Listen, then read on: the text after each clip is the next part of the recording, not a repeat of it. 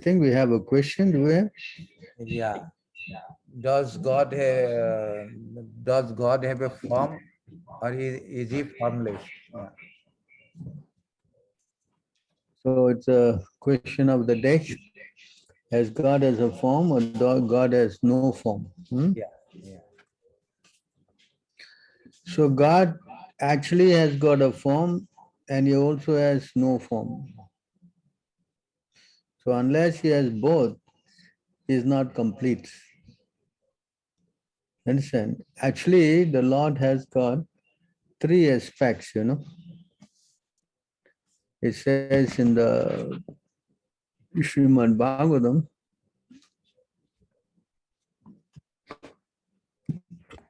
this is the three aspects of God.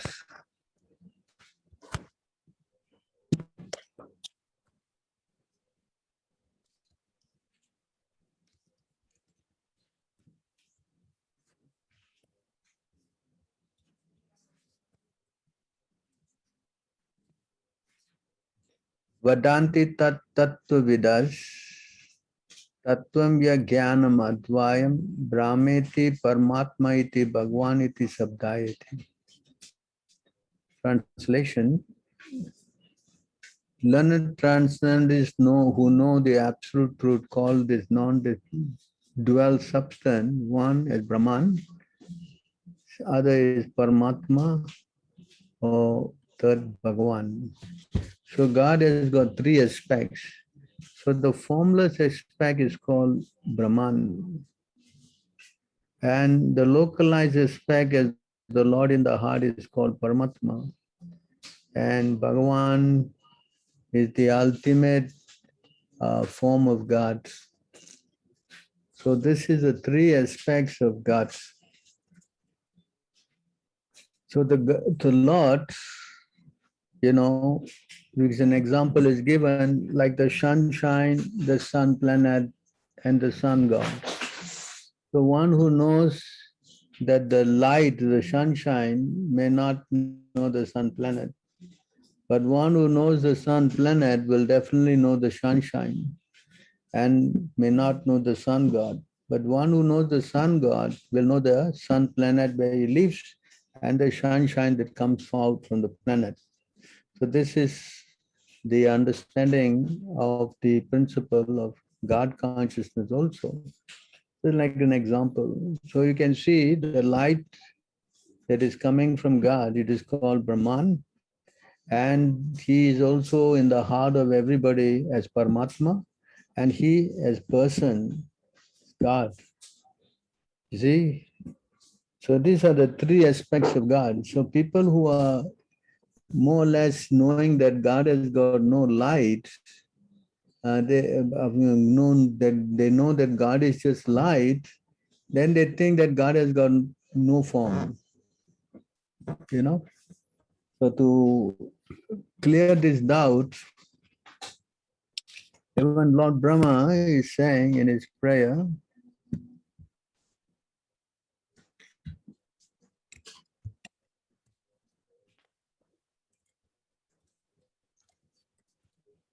in the Bhagavad Gita, we are going to chapter 2, text 2. You can see this verse, same verse is there.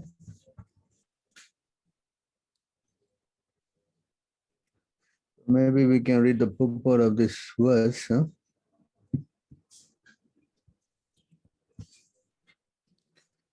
Anyone want to help read this verse for me? Any volunteers? Yeah, Prabhu. Hare Krishna, Prabhu. Please read, one of you. Krishna. And take turn, each one can read 3 verses 3 times and then pass it over to the others. In this way, everybody can participate, no? Okay, Hare Krishna, Prabhu. I read. Krishna, Yes. the Supreme Personality of Godhead, are identical. Therefore, Lord Krishna is referred to as Bhagavan throughout the Gita. Bhagavan is the ultimate in the absolute truth. Absolute truth is realized in 3 phases of understanding, namely Brahman, or the impersonal all-pervasive spirit, Paramatma, or the localized aspect of the Supreme within the heart of all living entities, and Bhagavan, or the Supreme Personality of Godhead, Lord Krishna. In Srimad Bhagavatam 1-11, this conception of absolute truth explains us. Vadanti tat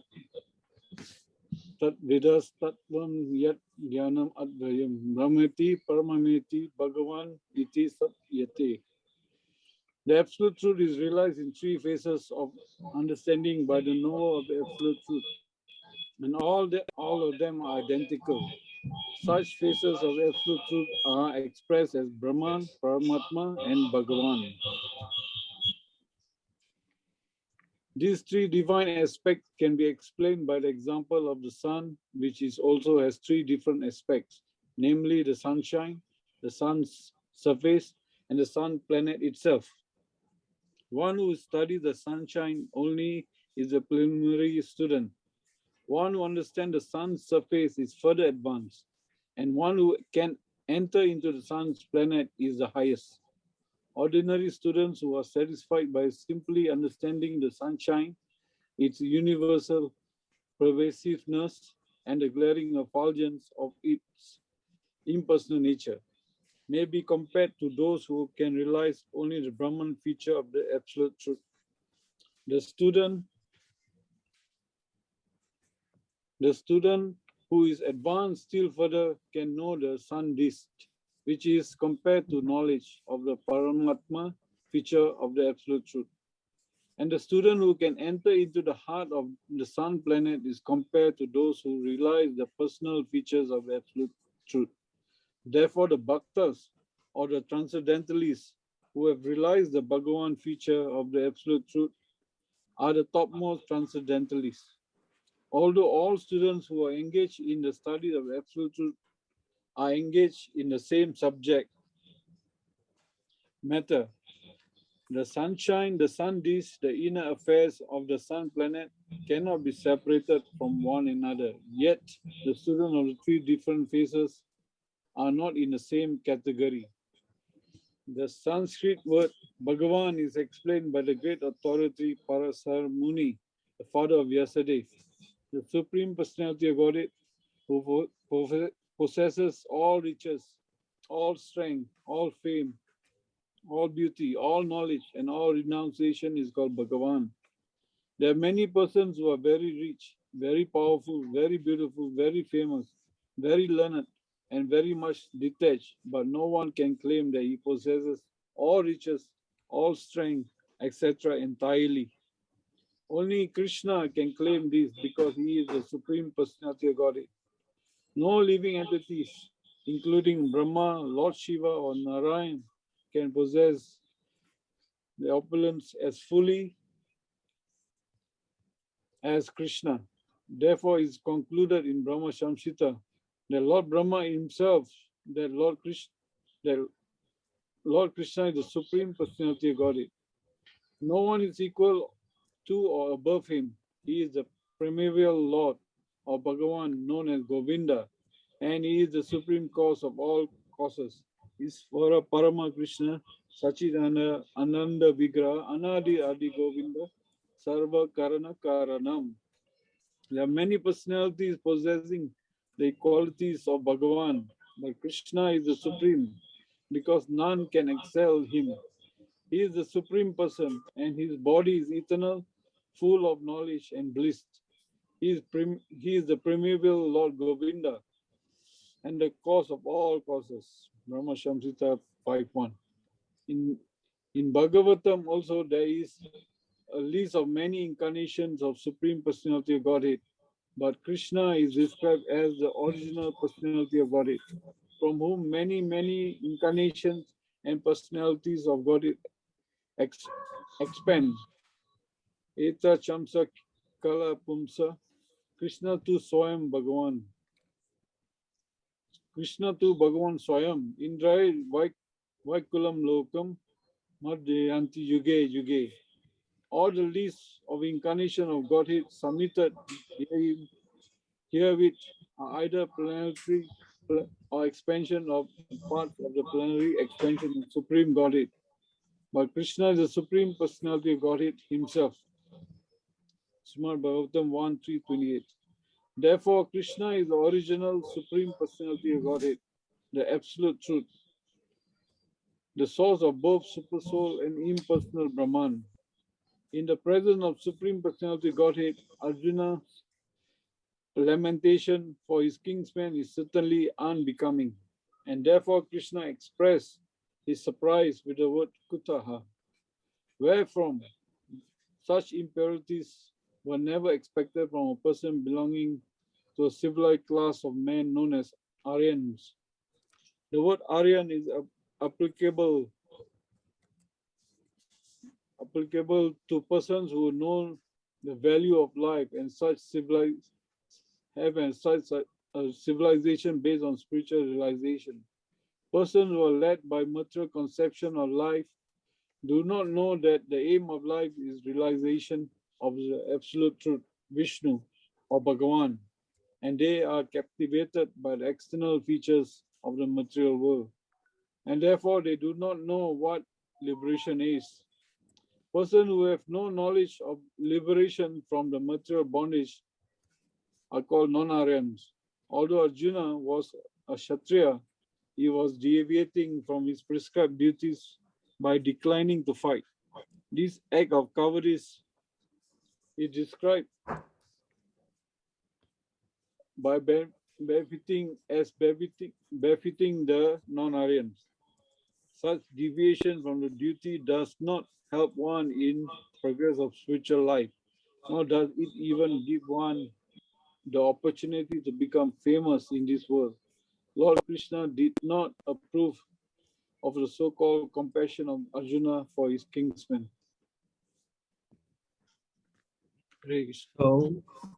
So you can see here in the prayer of Lord Brahma, he said, Ishvara Paramaha Krishna. So the supreme controller is Krishna, and he has got this four things. He is got eternity, is full of knowledge, and is full of bliss, ananda. And you see this word here, vigraha. Vigraha in Sanskrit means form. So God ultimately has got form. See? So when the question is raised whether God is form or formless, so here Brahma with his four heads, and after seeing the Lord, he's stressing on this point of vigraha. That means the Lord has got a form. It's not that he's only formless. This formless is the light. That is again explained by the Lord himself, that this light is coming from me. You know, in this verse,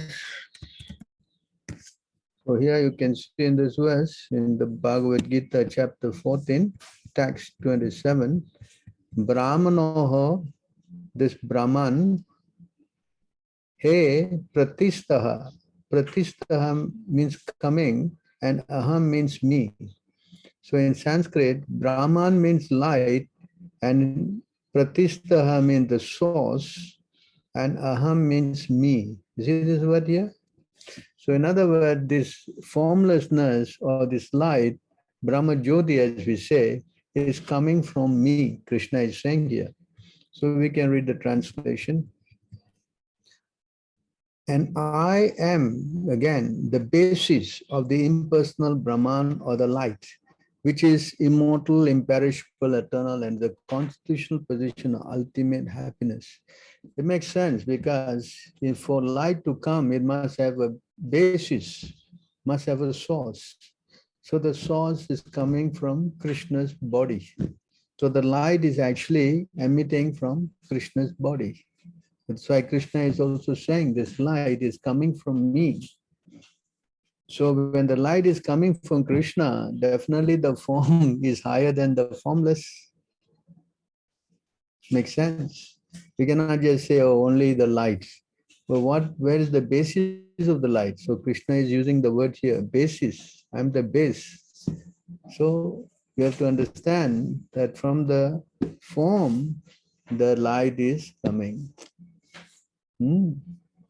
So in this way, we have to understand that this light not only just illuminating this material world, this light from Krishna's body is lighting up millions of universe, 38. Is it 38 or? Let me see here. Yasha prabha prabhavato jagadanda koti swasesa vasudadi vibhuti dinam yad brahmanis kalamananta ases bhutam govindamadi purusham moham bhajami. 40, yeah? 540, yeah. So you can see in this verse 540 it says, this verse is 38, we'll go to 540. Can see again the source of the light is explained here in this verse, just as I've chanted. You see that verse, Yasha Prabha. When we speak about Prabha, Prabha means effulgence, light, and from where this light from you, Yasha means of whom? From you. And the light is coming out, and you see here, and the light is going to not only this universe, is lighting up all the universes. I worship Govinda, the primeval Lord, whose effulgence, see the word, whose effulgence or whose light is the source of the non-differentiated Brahman, you see. So this Brahman, as we talk about, this light is coming from Krishna's body, mentioned in the Upanishad, been differentiated from infinity of glories of the mundane universe, appears as indivisible, infinite, limitless, and truth. So this light is lighting up the whole universes. You know what I mean? It's coming from Krishna's body. Yasha Prabha, Prabhavato, Jagananda Koti. See that? Jagat Anda Koti means, see, it's this light is going to universes, Koti Su, millions and millions. Vasudadi, Vasuda Adi, with planets and other manifestations. You understand this point? So the Lord's body is emitting the light, and of course, the Lord is full of form. He is Satchidananda Vigraha, as he said earlier. So you understand this thing. In other words, here, to further justify this, it's in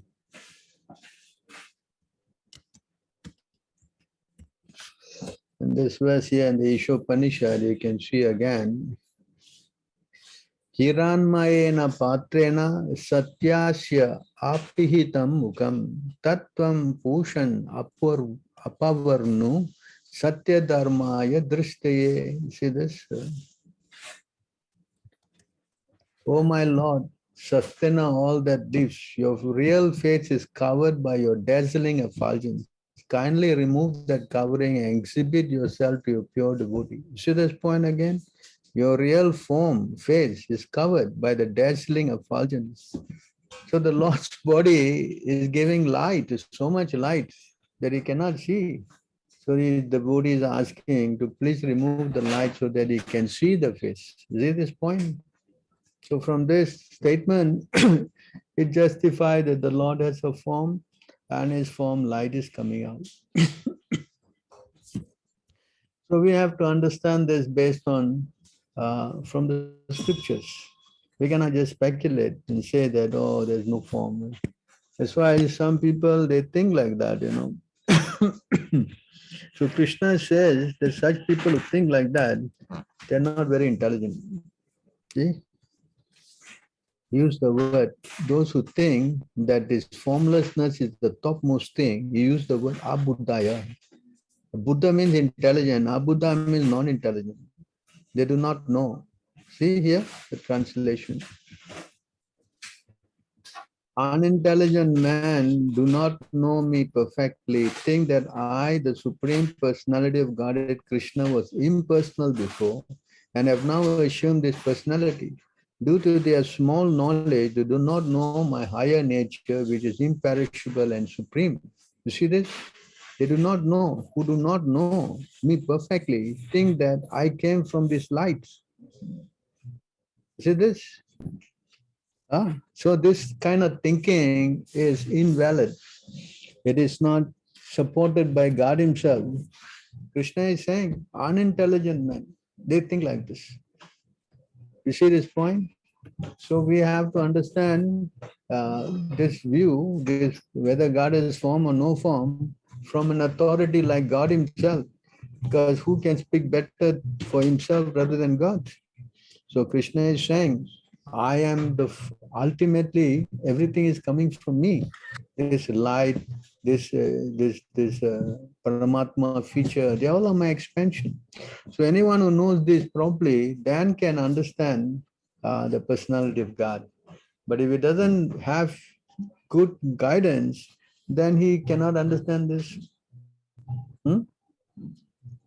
So he says here again, Arjuna also is saying, let's see what Arjuna says also. 9, sorry. So here he says, Arjuna is saying, in this verse he's saying, he's glorifying the Lord. Param Brahma, Param Dhama, Pavitram Parama, Purusham. You see this word here? This word Purusham. Purusham means form. Okay? Purusha means form.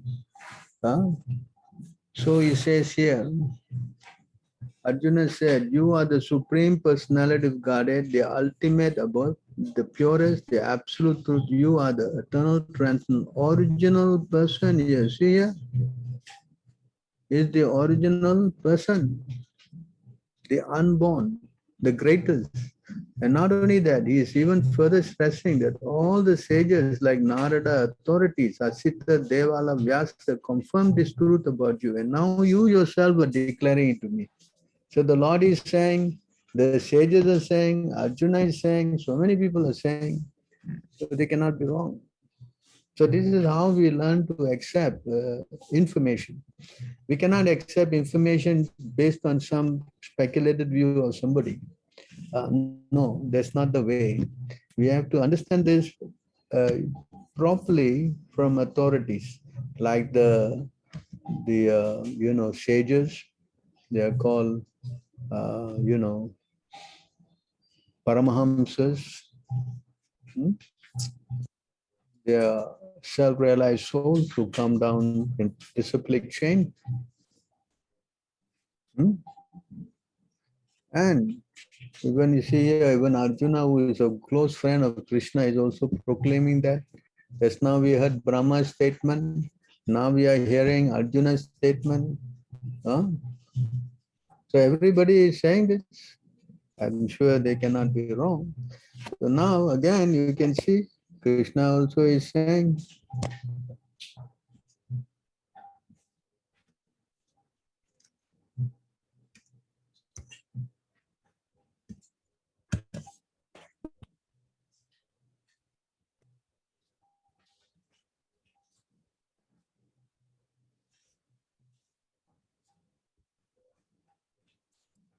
one should meditate upon the Supreme Person as one who knows everything, as he who is the oldest, who is the controller, who is smaller than the smallest, who is the maintainer of everything, who is inconceivable beyond all material conception.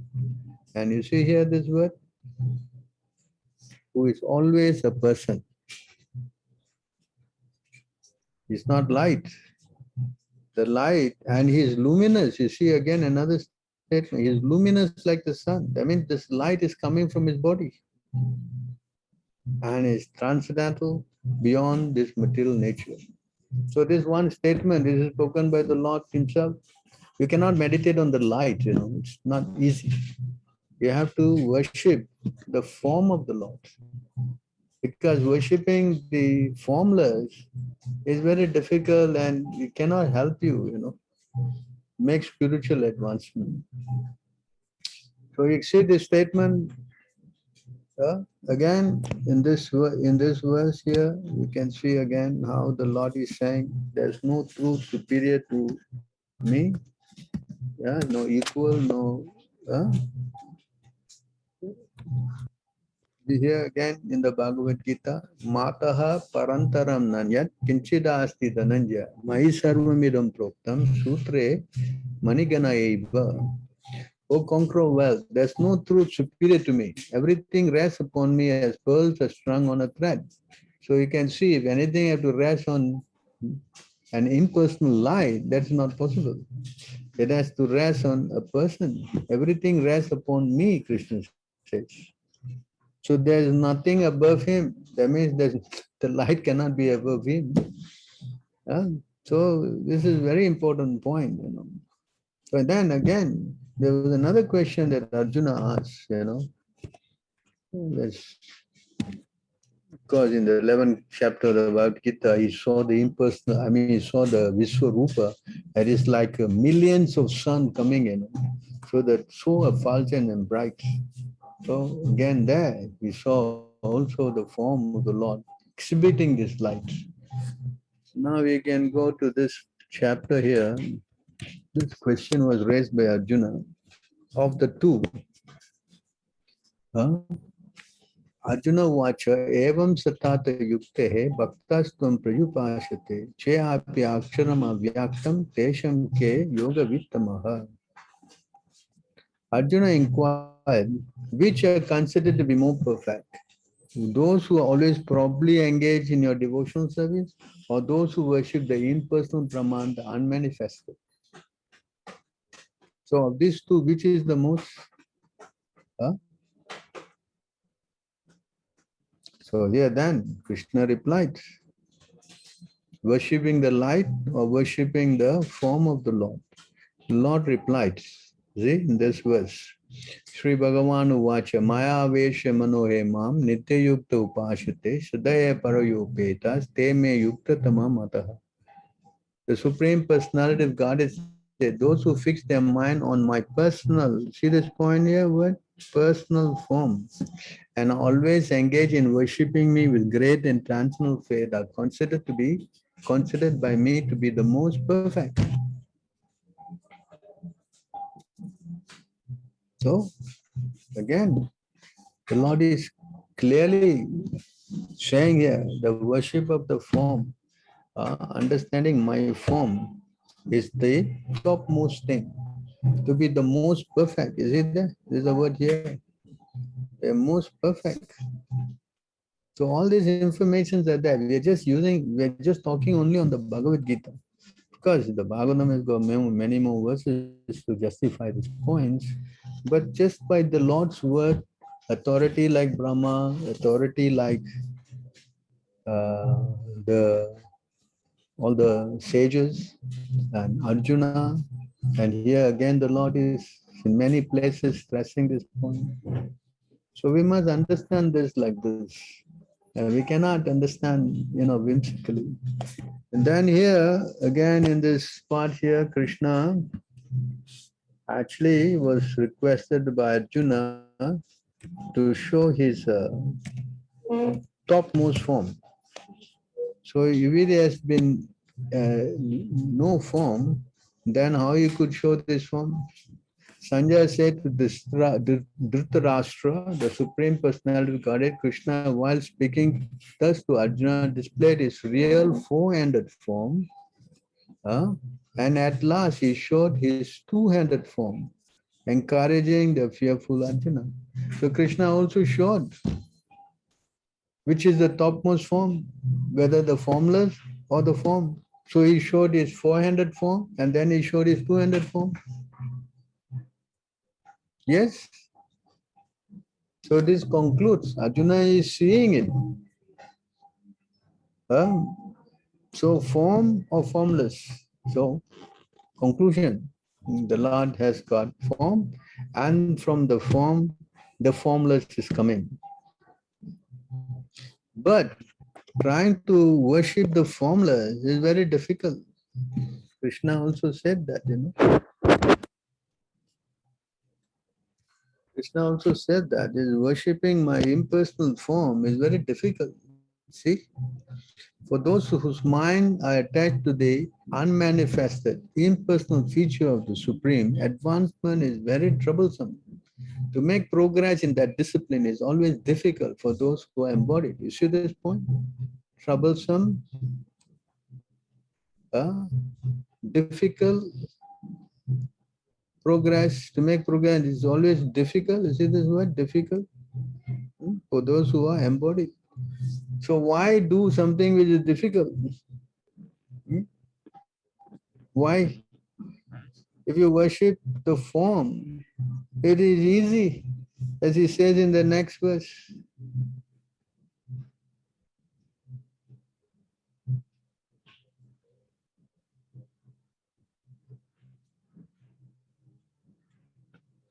But those who worship me, giving up all the activities unto me and been devoted to me without deviation, engaging in devotional service and always meditating on me. You see that? My form. Having fixed their mind upon me, O son of Pita, for them, I am the swift deliverer from the ocean of birth and death.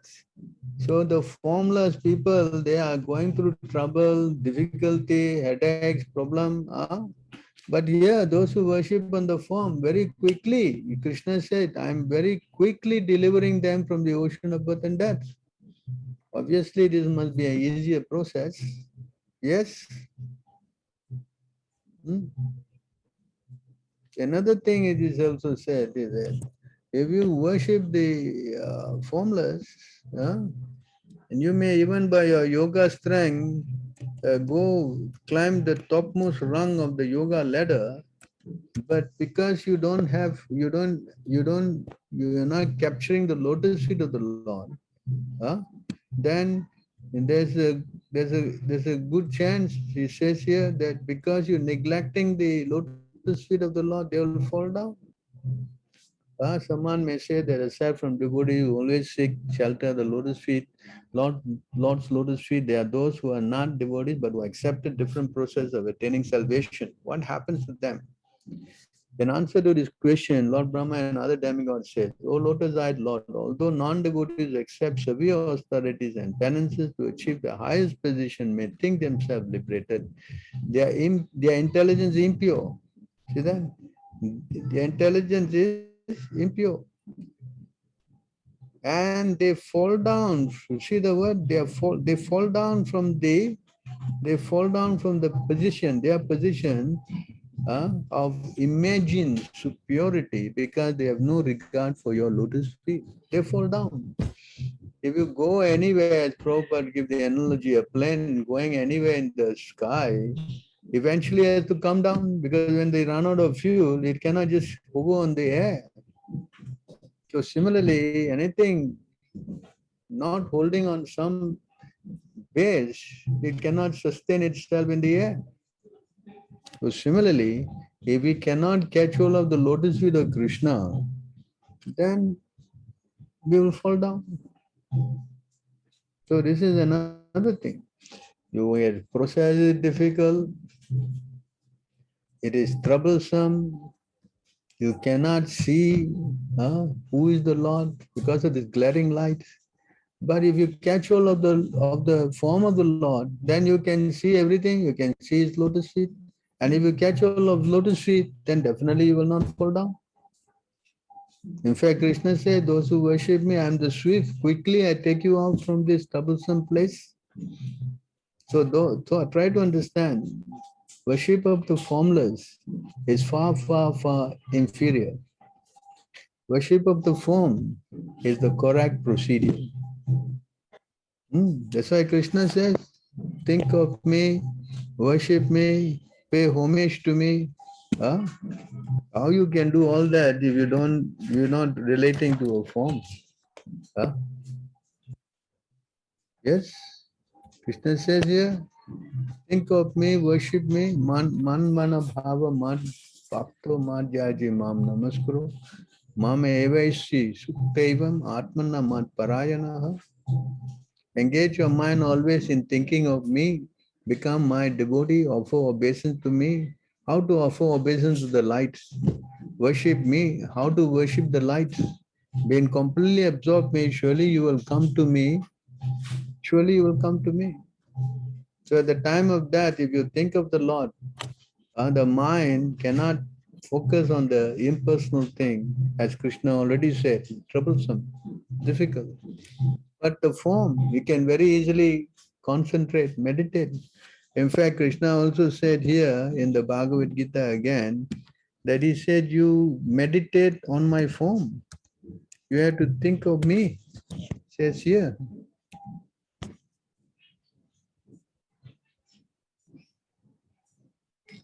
One should hold one's body, neck and head erect in a straight line, which mostly of this impersonal people always they sit down like that and meditate and stare steadily at the tip of the nose. Thus, while with an unagitated, subdued mind, devoid of fear, completely free from sex life, one should meditate upon me in the heart and make me the ultimate goal of life. The Lord is sitting in the heart, a super soul. So we should learn how to meditate on his form. Try to understand. Yeah. Elsewhere he stated, how to meditate on this form.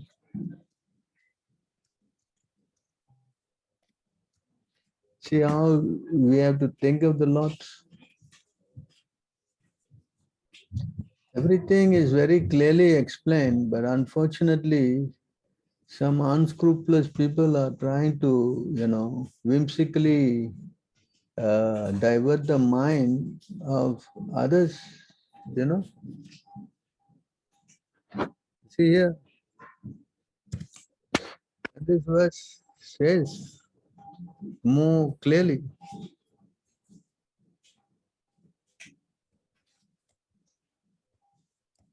Keeping the eyes half closed and fixed on the tip of one's nose. Just now we read that. And being enlivened and alert, one should meditate on the lotus flower situated within the heart. This lotus flower has 8 petals and situated on an erect lotus stalk. One should meditate on the sun, moon, fire, placing them one after the other within the whole of the lotus flower.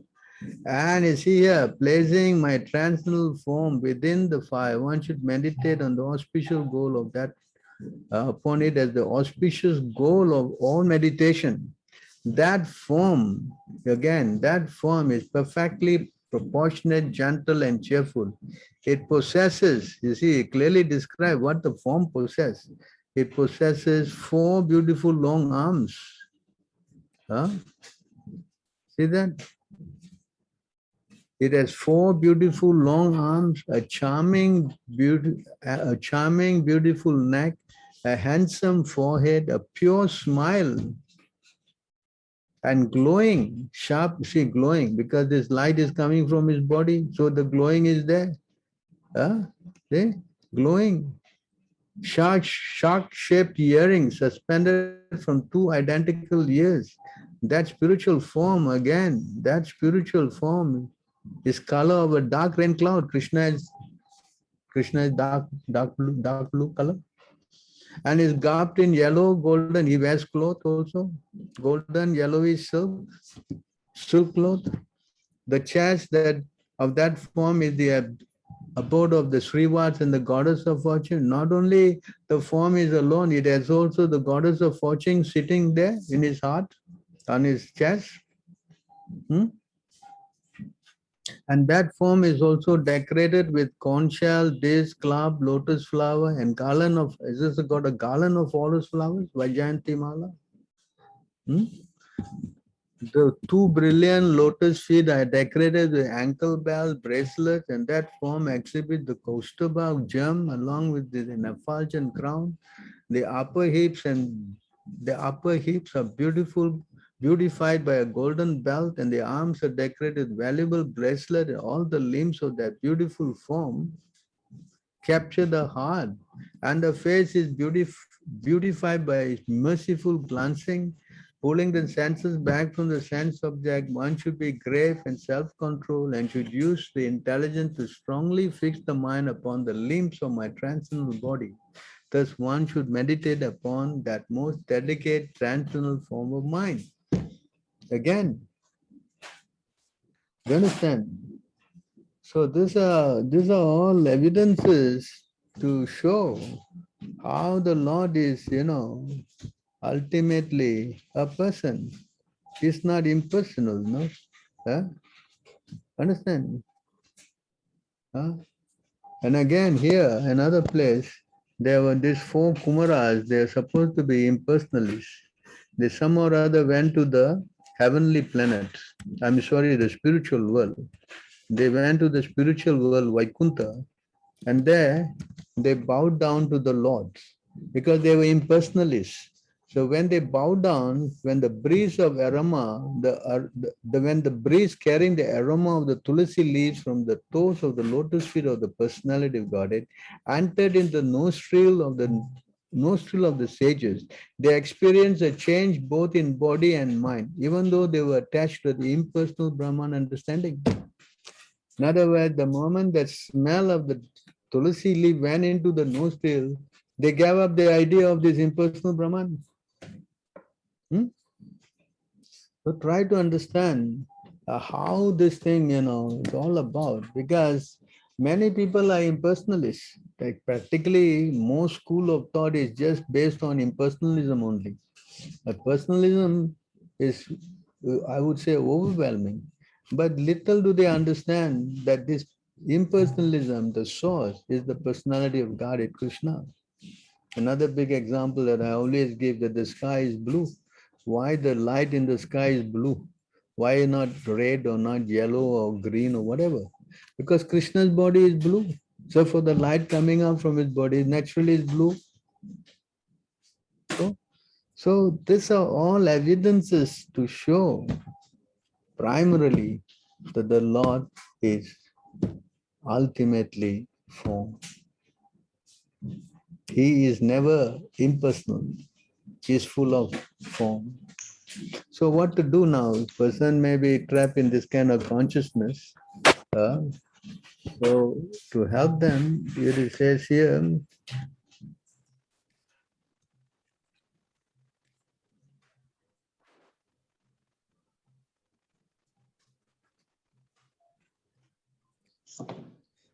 who are the pure devotees mentioned here in an assembly of pure devotees? There's no question of discussing material subject like politics and sociology. An assembly of pure devotees, there is discussion only of the qualities, forms, and pastimes of the Supreme Personality of Godhead. He is raised and worshipped with full attention.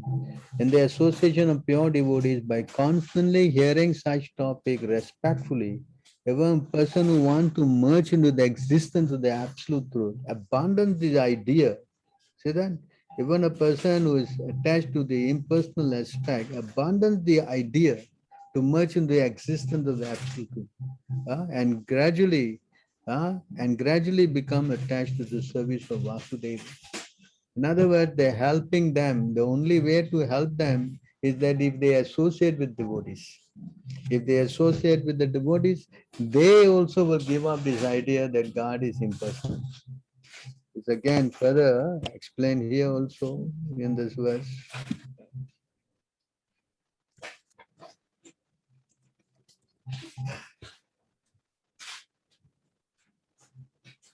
Oh, learned devotee, although there are many faults in this material world, there's one good opportunity: the association with devotees.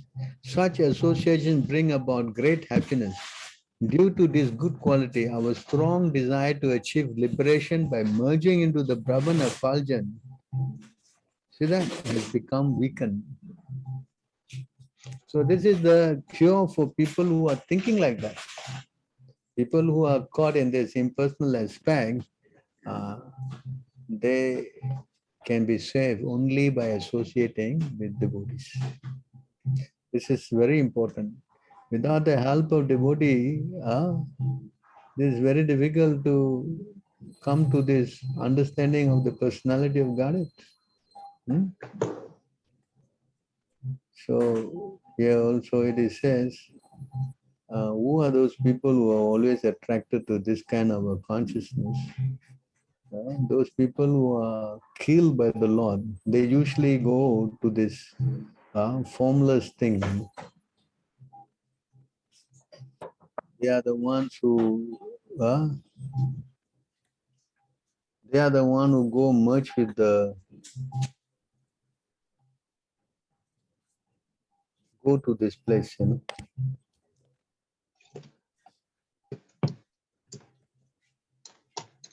I'm sure nobody wants to become a demon.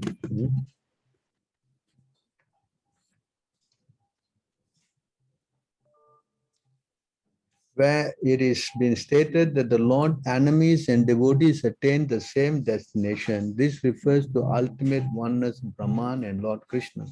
This may be understood by the example of the sun and the sunshine, in which the Brahman is like the sunshine and Krishna himself is like the sun.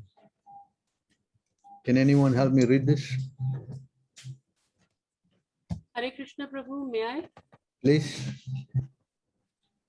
This verse is from the Bhakti Rasamrita Sindhu of Srila Rupa Goswami, who further discusses this same topic in his Laghu Bhagavatamrita, Purva 5.41. There he refers to the Vishnu Purana, where Maitreya Muni asked Parashara in regard to Jaya and Vijaya, how it was that Hiranyakashipu next became Ravana and enjoyed more material happiness than the demigods, but did not attain salvation.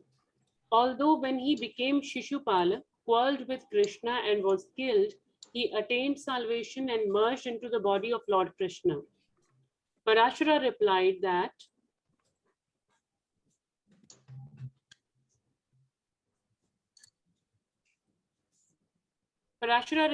that Hiranyakashipu failed to recognize Lord Narsimdeva as Lord Vishnu. He thought that Narsimdeva was some living entity who had acquired such opulence by various pious activities.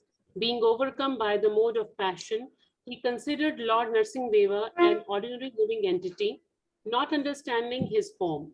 Nevertheless, because Hiranyakashipu was killed by the hands of Lord Narsimdeva, in his next life he became Ravana and had proprietorship of unlimited opulence.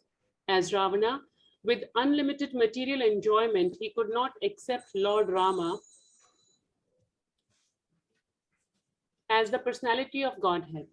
Therefore, even though he was killed by Rama, he did not attain Sayujya or oneness with the body of the Lord. In his Ravana body, he was too much attracted to Rama's wife Janaki, and because of that attraction, he was able to see Lord Rama. But instead of accepting Lord Rama as an incarnation of Vishnu, Ravana thought him an ordinary living being. When killed by the hands of Rama, therefore, he got the privilege of taking birth as Shishupal, who had such immense opulence that he could think himself a competitor to Krishna.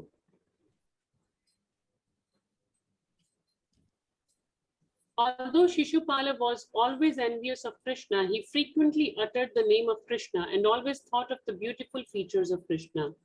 Thus, by constantly thinking and chanting of Krishna, even unfavorably, he was cleansed of the contamination of his sinful activities.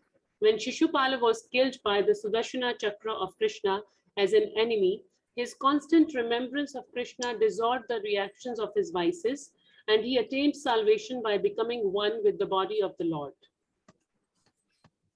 So you see how from this incident, please read on. From this incident, one can understand that even a person who thinks of Krishna as an enemy and is killed by him may be liberated by becoming one with the body of Krishna. What then must be the destination of devotees who always think favorably of Krishna as their master or friend? These devotees must attain a situation better than Brahmaloka, the impersonal bodily effulgence of Krishna. Devotees cannot be situated in the impersonal Brahman effulgence into which impersonalists desire to merge. The devotees are placed in Vaikuntha Loka or Krishna Loka. This discussion between Maitreya Muni and Parashara Muni centered on whether devotees come down into the material world in every millennium like Jaya and Vijaya, who were cursed by the Kumaras to that effect. In the course of these instructions to Maitreya about Hiranyakashipu, Ravana, and Shishupal, Parashara did not say that these demons were formerly Jaya and Vijaya. He simply described the transmigration through 3 lives. It is not necessary for the Vaikuntha associates of the Supreme Personality of Godhead to come to take the roles of his enemies in all the millenniums in which he appears. The fall down of Vijaya, the fall down of Jaya and Vijaya occurred in a particular millennium. Jaya and Vijaya do not come down in every millennium to act as demons. To think that some associates of the Lord fall down from Vaikuntha in every millennium to become demons is totally incorrect. The Supreme Personality of Godhead has all the tendencies that may be found in the living entity, for he is the chief living entity. Therefore, it is natural that sometimes Lord Vishnu wants to fight. Just as he has the tendencies to create, to enjoy, to be a friend, to accept a mother and father, and so on, he also has the tendency to fight. Sometimes important landlords and kings keep wrestlers with whom they practice mock fighting, and Vishnu makes similar arrangements. The demons who fight with the Supreme Personality of Godhead in the material world are sometimes his associates. When there is a scarcity of demons and the Lord wants to fight, he instigates some of his associates of Vaikuntha to come and play as demons. When it is said that Shishupala merged into the body of Krishna, it should be noted that in this case he was not Jaya or Vijay, he was actually a demon. In his Brihad Bhagavatamrita, Srila Sanatana Goswami has explained that the attainment of salvation by merging into the Brahman effulgence of the Lord cannot be accepted as the highest success in life, because demons like Kansa, who were famous for killing Brahmanas and cows, attained that salvation. For devotees, such salvation is abominable. Devotees are actually in a transcendental position, whereas non-devotees are candidates for hellish conditions of life. There is always a difference between the life of a devotee and the life of a demon, and their realizations are as different as heaven and hell. Demons are always accustomed to being malicious toward devotees and to killing brahmanas and cows. For demons, merging into the Brahman effulgence may be very glorious, but for devotees, it is hellish. A devotee's aim in life is to attain perfection in loving the Supreme Personality of Godhead. Those who aspire to merge into the Brahman effulgence are as abominable as demons. Devotees who aspire to associate with the Supreme Lord to render him transcendental loving service are far superior.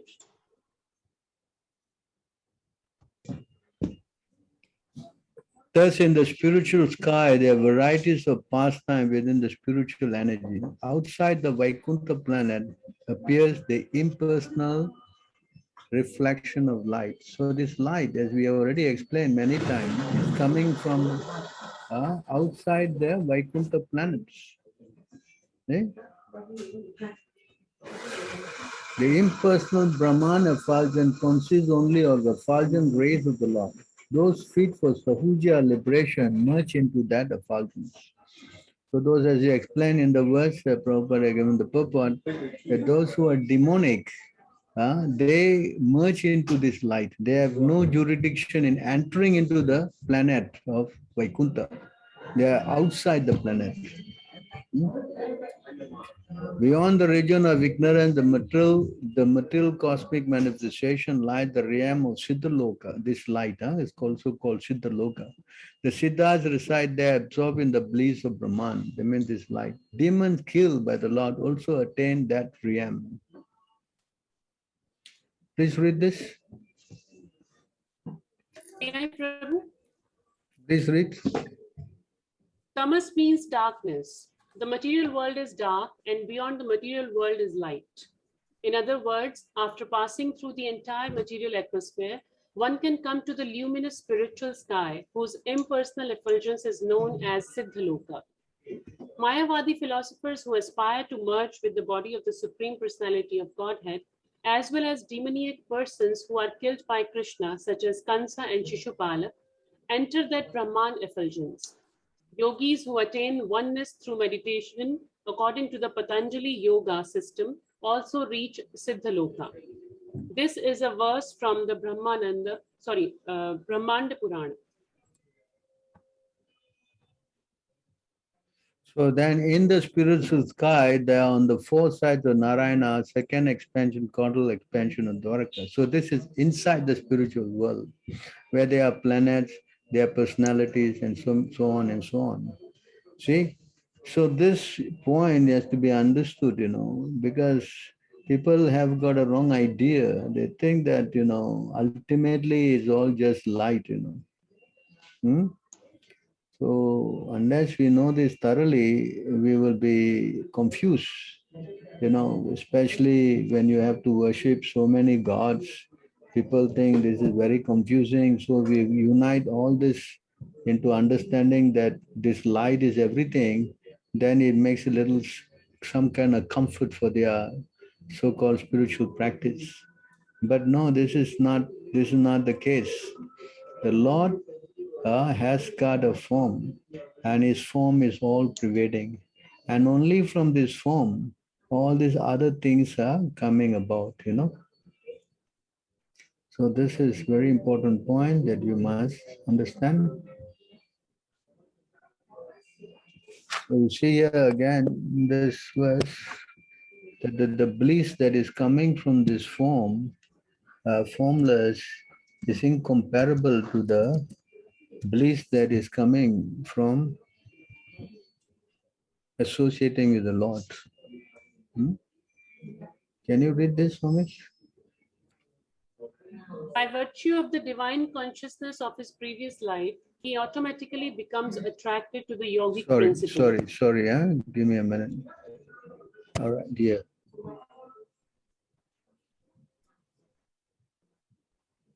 Please read. Yes, Prabhu. The conception of servitude to Sri Krishna generates such an ocean of joy in the soul that even the joy of oneness with the Absolute, if multiplied 10 million times, could not compare to a drop of it. So you see, the bliss from serving the Lord is incomparable compared to the bliss coming from, serving the impersonal effulgence. So in many ways, the Lord is, very superior. So therefore, try to understand how Krishna is so great. Hmm? So in many ways, worship of the impersonal aspect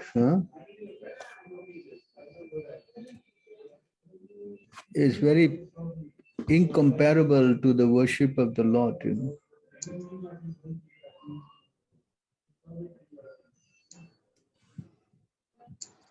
Okay, can you read this, please? Yes, Prabhu. The Bhakti Rasamrita Sindhu of Rupa Goswami explains the super excellent quality of devotional service as follows. Brahmanando bhaved esha chet parardha guni kritaha naiti bhakti sukham bodhe paramanu tulam api.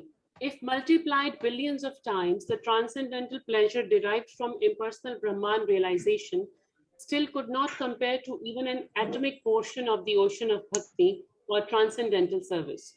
Similarly, the Bhavartha Deepika states, Tvat Kathamrita Pathodhau Vidharanto Mahamudha Kurvanti Kritinaha Kechit Chaturvargam Trinopamam. For those who take pleasure in the transcendental topics of the Supreme Personality of Godhead, the four progressive realizations of religiosity, economic development, sense gratification, and liberation, all combined together, cannot compare any more than a straw could to the happiness derived from hearing about the transcendental service. Transcendental activities. Transcendental activities of the Lord. Those who engage in the transcendental service of the lotus feet of Krishna, being relieved of all material enjoyment, have no attraction to topics of impersonal monism. In the Padma Purana, in connection with the glorification of the month of Kartika, it is stated that devotees pray, Varam deva moksham na moksha vadim va na chanya varneham varasara piha Iram teva purnata gopala balam sada me manasya virastam kimanye.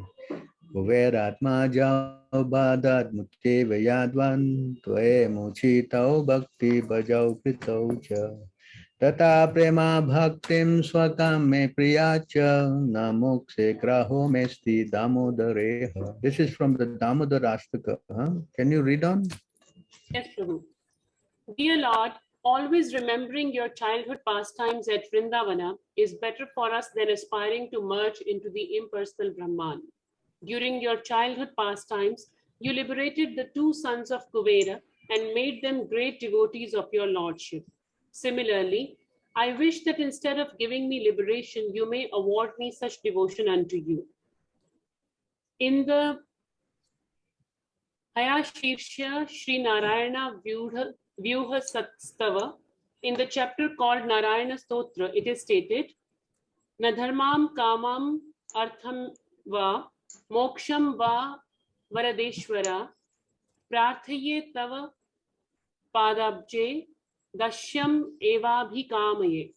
My dear Lord, I do not wish to become a man of religion or a master of economic development or sense gratification, nor do I wish for liberation. Although I can have all these from you, the supreme bestower of benedictions, I do not pray for any of these. I simply pray that I may always be engaged as a servant of your lotus feet. Narsinghdeva offered Prahlad Maharaja all kinds of benedictions, but Prahlad Maharaja did not accept any of them, for he simply wanted to engage in the service of the lotus feet of the Lord. Similarly, a pure devotee wishes to be blessed like Maharaj Prahlada by being thus endowed with devotional service.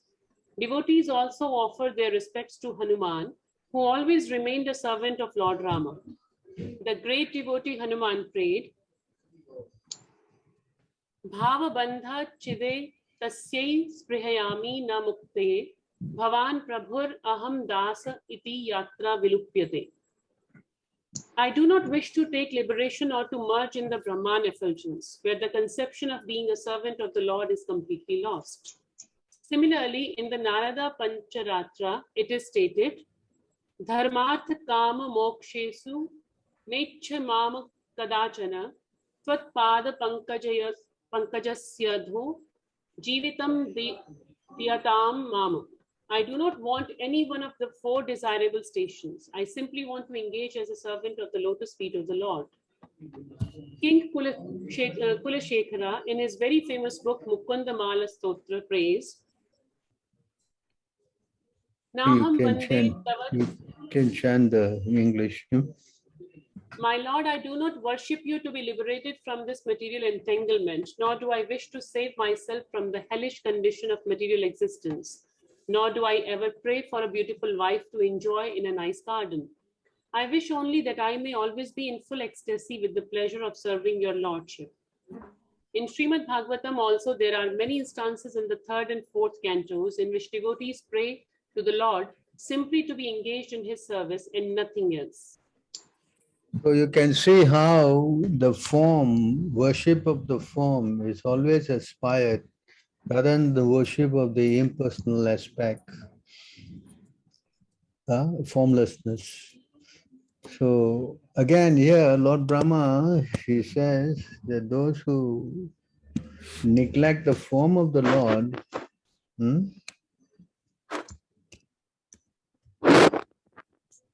they go to hell, actually, it says here. Can someone else read?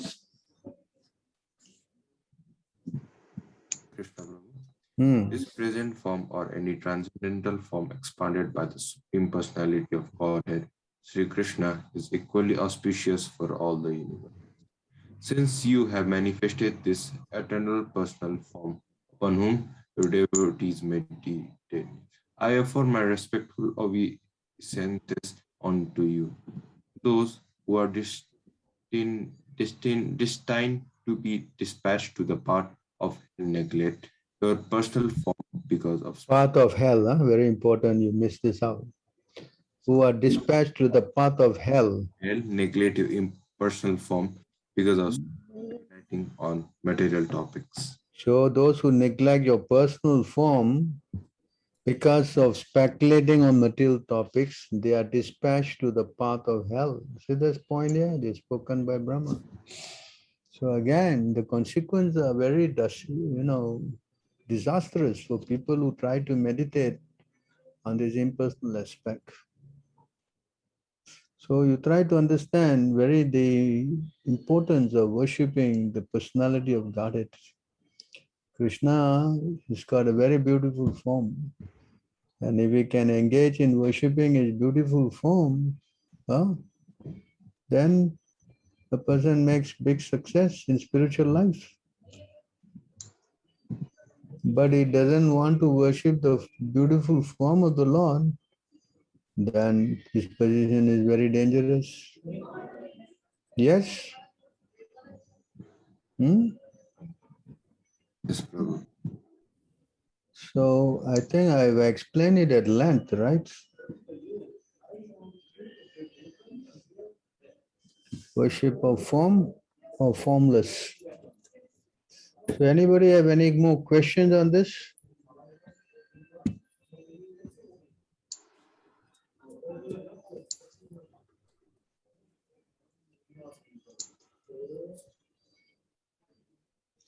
So the question is, why many Hindus are saying the highest is formless and we all become formless in the end? Yeah, the Hindus may say, but what Krishna says counts, no? Yes? Who is better to make this judgment, Krishna or the Hindus? Who? Tell me. Krishna, Prabhu. So you want to believe the Hindus? Anyway, even they believe that the ultimately is formless. I don't see even they're doing anything about it, correct? What are they doing? They're going to play cricket, that's all. What is the use of this? So therefore, we have to accept this from the authority. Unless we have the authority of the Mahajan, we cannot understand these things. All these things are all very highly speculative. And those people who accept this impersonal aspect, they also teach that you can do anything you like. They have no rules, regulation, nothing, but that's not the case. So there are rules, there are regulations, how to attain the Lord. As the Lord says, abandon all variety of religion and just surrender unto me, my form. Then, yes, success will be there. You try to meditate on the impersonal form, it is very, you can say, very difficult, for the embodied.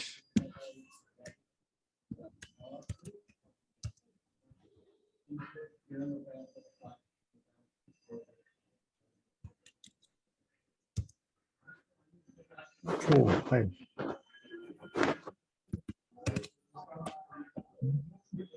Four.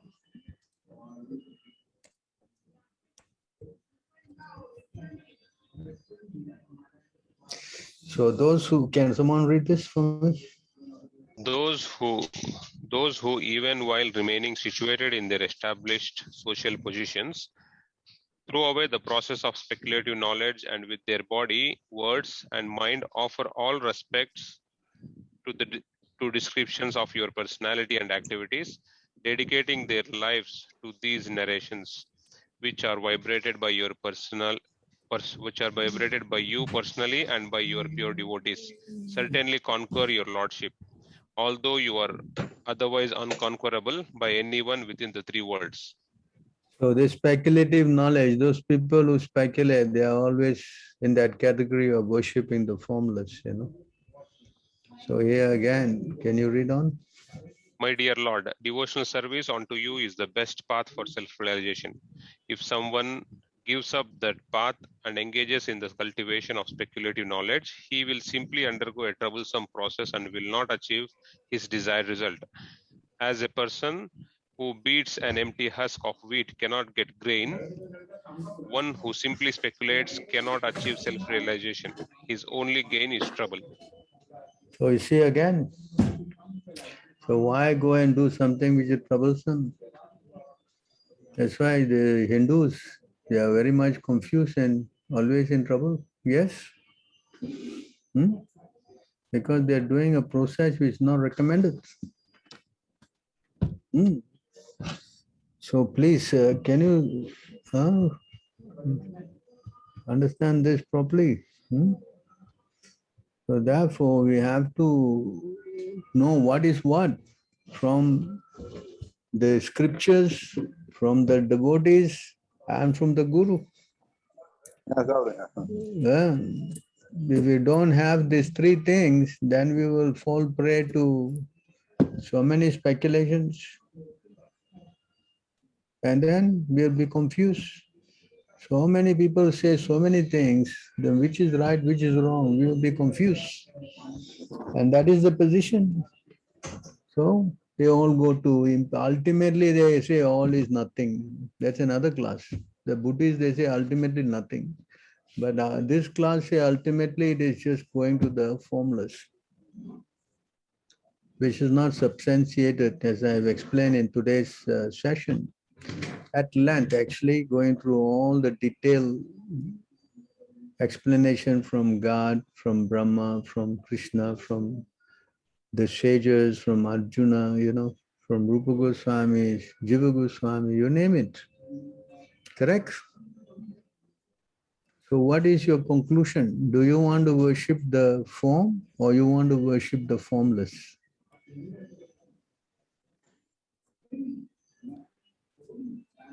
Huh? Hello? Worship the The form. form, Prabhu. It says that if you just see Krishna's form, that's why Krishna says in the Bhagavad Gita, if you just know my transcendental activities and pastimes, appearance and pastimes, then you don't take birth again. See, can you read this? Anyone read? Janma karma cha me divyam evam yo vetti tatvatah tektva deham punarjanma naiti mameti sorjuna. One who knows the transcendental nature of my appearance and activities does not, upon leaving the body, take his birth again in this material world, but attains my transcendental abode, O Arjuna. So you see here, anyone who knows my transcendental nature of my appearance and activity does not, upon leaving the body, take his birth again in this material world, but attains my eternal abode, O Arjuna. Just to know Krishna. Can you read this? The Lord's descent from his transcendental abode is already explained in the 6th verse.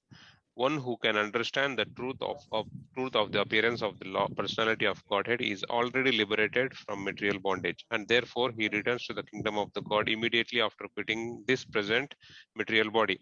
Such liberation of the living entity from material bondage is not at all easy.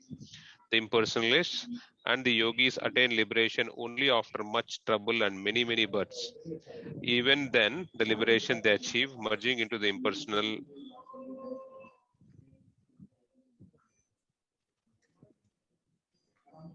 Brahma Jyoti of the Lord is only partial, and there is the risk of returning to this material world.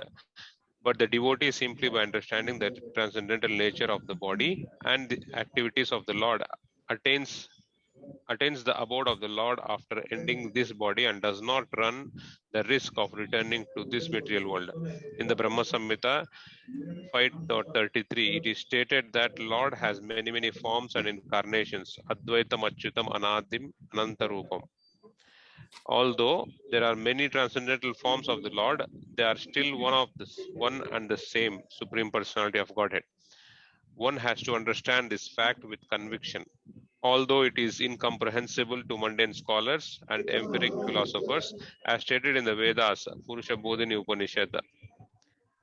Eko Devam Nitya Lila Nukruto Bhakta Vyapi Hridayantar Atma. The one Supreme Personality of Godhead is eternally engaged in many transcendental forms in relationships with his unalloyed devotees. This Vedic version is confirmed in the verse of the Gita personally by the Lord. He who accepts this truth on the strength of the authority of Vedas and of the Supreme Personality of Godhead, and who does not waste time in philosophical speculations, attains the highest perfectional stage of revelation. Simply by accepting this truth on faith, one can without a doubt attain liberation. The Vedic version Tattva-jijñāsā is actually applied in this case. Anyone who understands Lord Krishna to be the supreme, or who says unto the Lord, you are the same supreme Brahman, the personality of Godhead, is certainly liberated instantly, and consequently his entrance into the transcendental association of the Lord is guaranteed. In other words, such a faithful devotee of the Lord attains perfection, and this is confirmed by the following Vedic assertion. Tamayeva viditvati mrityumeti nanya pantha vidyate yanaya. One can attain the perfect stage of liberation from birth and death simply by knowing the Lord, the Supreme Personality of Godhead, and there is no other way to achieve this perfection. Svetasvatara Upanishad 3.8. That there is no alternative means that anyone who does not understand Lord Krishna as the Supreme Personality of Godhead is surely in the mode of ignorance, and consequently he will not attain salvation simply, so to speak, by licking the outer surface of the bottle of honey, or by interpreting the Bhagavad Gita according to the mundane scholarship. Such empirical philosophers may assume very important roles in the material world, but they are not necessarily eligible for liberation. Such puffed up mundane scholars have to wait for the causeless mercy of the devotee of the Lord. One should therefore cultivate Krishna consciousness with faith and knowledge, and in this way attain perfection. So you can see how Krishna, just by knowing him as a Supreme Personality of Godhead, one goes back to the spiritual world. That's why we are stressing, and Chaitanya Mahaprabhu introduced this. By chanting Krishna's name, very quickly you can realize this aspect of God, the form. That's why this is the medicine for Kali Yuga. People who have got all this kind of contamination of formless and all that, if they chant the name of God, very quickly they will come to the platform of realizing the personality of God. And once you chant and you understand Krishna, then the loving aspect starts. See? Loving aspect can start only when you realize the form of the Lord. Without the form, love cannot be there. You understand? See here in this verse, I can go here easier for you.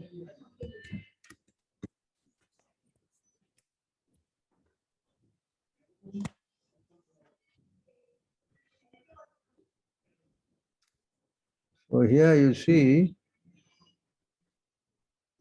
now we're at 9. So you see this word here, this is how devotional service work.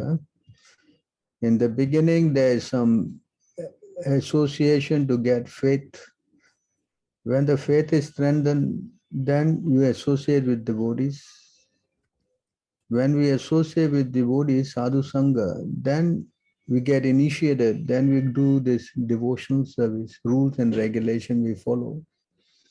So when we follow these rules and regulation, then these dirty things in our heart get cleaned out, lust, anger, greed, so on. And then we develop faith, nishtha, fixation, become fixed up every day, every day. Then by doing that, we get taste, ruchi. Then we get attachment to the form. See this word? Asta Shakti.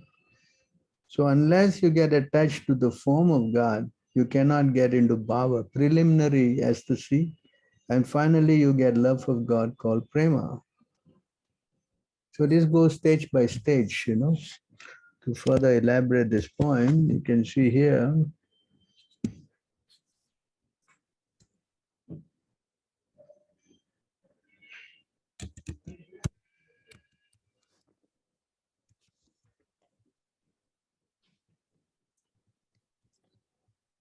by chanting the holy name of the Supreme Lord, one comes to the stage of love of God. See? Then the devotee is fixed in his vow as eternal servant of Lord. And gradually he becomes very much attached. You see this thing here? Very much attached to a particular form of the Supreme Personality of Godhead. As his heart melts with ecstatic love, he laughs very loudly or cries or shouts. Sometimes he sings and dances like a madman, for he is indifferent to public opinion. So try to understand that attaching to the form of the Lord is not a cheap thing, you know.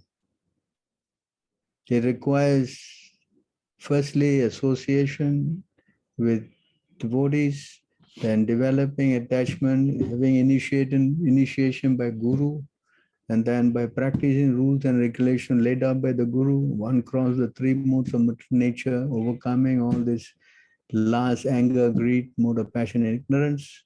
Then when he comes to that, he becomes fixed up, then he develops taste. And when he get the taste, then he develops an attachment to the form of the Lord. See? So this comes by here, this first thing here, by chanting the holy name of the Lord. Hmm?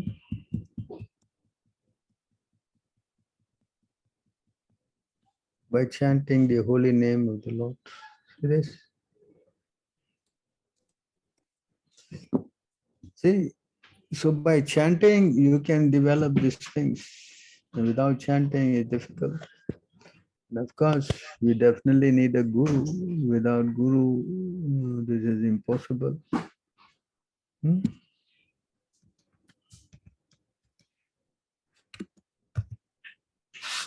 I think it's 48, 38.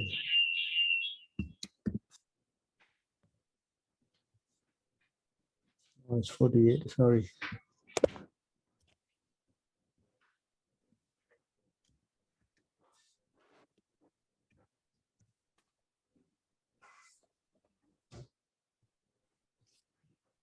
Having obtained the mercy of the spiritual master who revealed to the disciple the injunction of Vedic scripture, the devotee should worship the Supreme Personality of Godhead in the particular personal form of the Lord the devotee finds most attractive. So this comes from the mercy of the spiritual master. You know, so without the mercy of the spiritual master, it's difficult to come to this platform. Practically, it's impossible. It is not easy program, you know. It requires some hard work and surrender.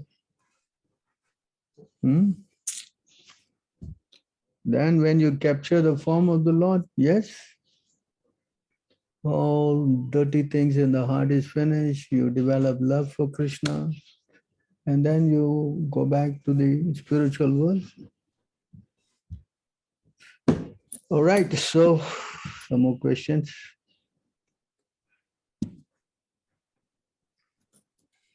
There is one in the chat, bro. Let's go one by one.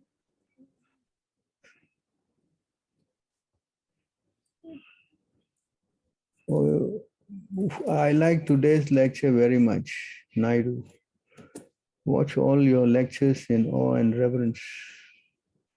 I have a small question, Prabhuji. In Bhagavad Gita, with Arjuna speak, he stated Arjuna Vacha. But when Sri Krishna speaks, it is mentioned as Bhagavan Vacha and not Krishna Vacha. Because here, Vyasadeva is stressing that the word Krishna may sometimes be think that Krishna is an ordinary person. That's why here it says here in this verse,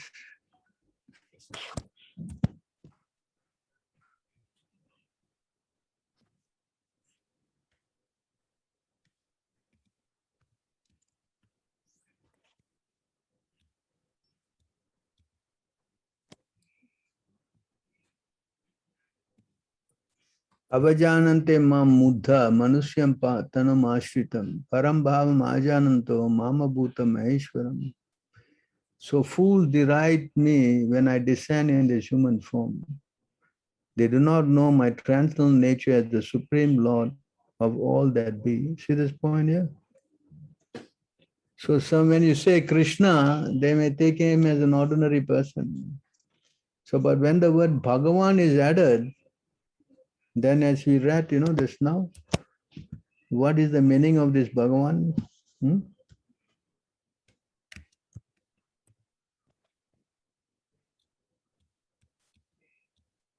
Just now we read this portion here, the word Bhagavan.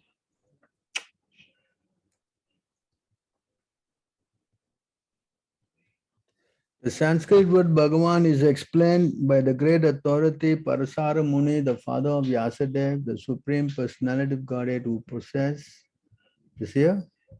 Not some riches, all riches, all strength, all fame, all beauty, all knowledge, and all renunciation. That is called Bhagavan. So this word applies to only God. So when we say Bhagavan Vacha, that means he's saying God is speaking. And if God is speaking, you cannot take it lightly. You cannot say, I don't want to do, I will try. No, you must accept. You cannot have options. I can, I don't want. No. When God speaks, everybody must accept. That's why this Bhagavad Gita is an authoritative book, because it's spoken by God personally. In some other denomination, we hear that God spoke to somebody and somebody brought the message down here and there like this. No, here exactly 700 verses spoken by God directly today. Even today you got access. So therefore emphasis is given on the word Bhagavan Vacha. You never say Krishna Vacha. But Krishna is, who is Krishna? Somebody else may have got some name as Krishna also, he can speak, correct? Yes? Sometimes Draupadi is also called Krishna because he's dark. So it can be misleading. But when the word Bhagavan is used, then there's nobody can say he's Bhagavan except Krishna himself. Correct? That's why here, just now we read the verse, Here also, just now we read.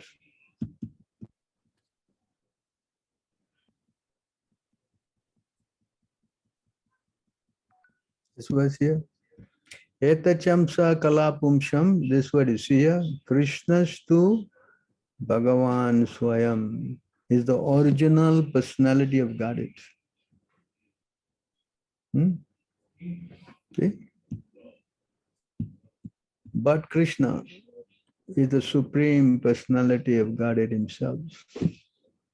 But Krishna, there's so many expansions, yes, but Krishna is the supreme personality of Godhead. So we cannot doubt this, Cannot at all. So if we can capture the Lord in our heart, and if we can meditate on his lotus feet all the time, then all nonsense in our heart will go away. Can someone read this? When once, yeah, go ahead. Sorry, what is doing? I think you can continue reading, Prabhu. Read, Prabhu. It's okay, read. Okay, Prabhu. When one seriously engages in the devotional service of the personality of Godhead, fixing the Lord's lotus feet within one's heart as the only goal of life, one can destroy the innumerable impure desires lodged within the heart as a result of one's previous fruitive work within 3 modes of material nature. When the heart is thus purified, one can directly perceive both the Supreme Lord and oneself as transcendental entities. Thus, one becomes perfect in spiritual understanding through direct experience, just as one can directly experience the sunshine through normal healthy vision. Yes, to fix the form of the Lord, lotus feet in the heart. Yes, this is the success of life. You capture the Lord's lotus feet, then what is lacking? Hmm? Yes, but it says here, for one who has fixed his mind on the lotus feet of the Lord. Hmm?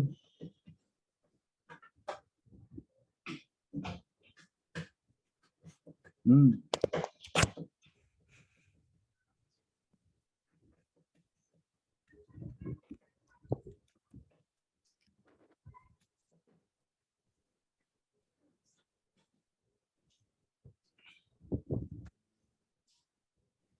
Can you read this?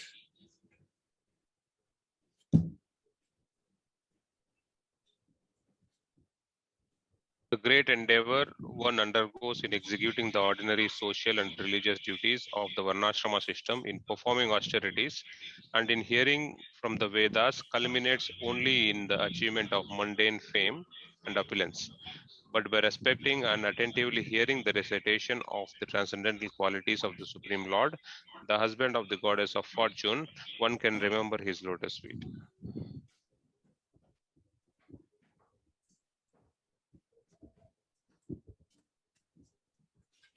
So you see how by remembering the lotus feet of the Lord,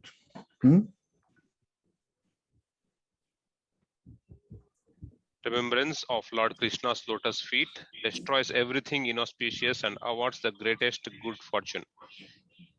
It purifies the heart and bestows devotion for the Supreme Soul, along with the knowledge enriched with realization and renunciation. this is the idea. So I think I've explained the word Bhagavan, correct?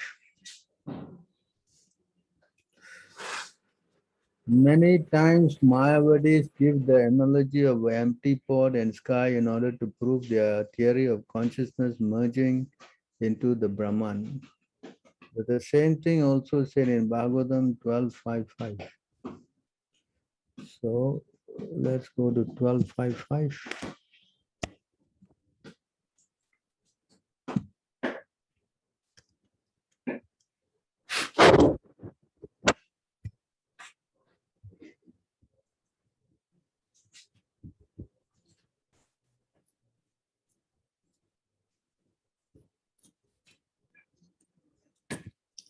This is a different analogy, you know. They say that you are, like the air inside the pot. When you break the pot, the air merges with all the air. You understand? So in the same thing, when the pot is broken, the subtle body and the gross bodies die. The living entity within resumes spiritual identity. So when we say the subtle body dies, we get a spiritual mind, spiritual intelligence, and the soul goes along with that and get true ego. False ego is finished, but you get true ego. You understand? So that is referring to the material body, but these people use the example of the pot broken and then it merges with the Lord. I mean the air. So similarly, when you die, you become one with God. This is the explanation. But that is refuted by Krishna himself in this verse. Krishna says, you never merge, you retain your individuality. Is that 12? 12.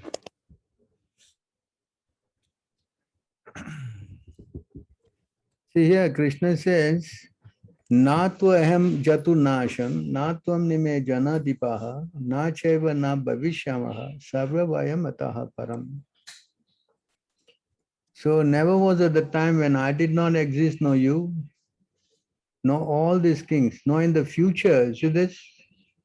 any one of us cease to be. So when you merge and completely become one, you lose your individuality. But that's not explained by Krishna. Krishna said, "Yeah, no, in the future shall anyone ask to speak." That means we will retain our individuality, even in the future. Like a sun in the dust that is hanging in the sunshine, the dust particle is there in the sunshine. It is not that it become homogeneous with the sunshine. No, right? Can you read the purport here? In the Vedas, in the Katha Upanishad, as well as in the Shvetashwar Upanishad, it is said that the Supreme Personality of Godhead is the maintainer of innumerable living entities in terms of the different situations according to individual work and reaction of work. That Supreme Personality of Godhead is also by its plenary portions alive in the heart of every living entity. Only saintly persons who can see within and without the same Lord can actually attain to perfect and eternal peace.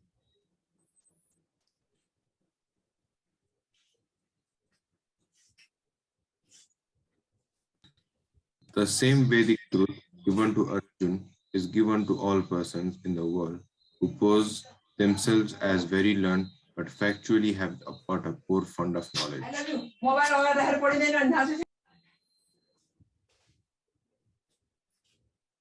Sorry for the disturb.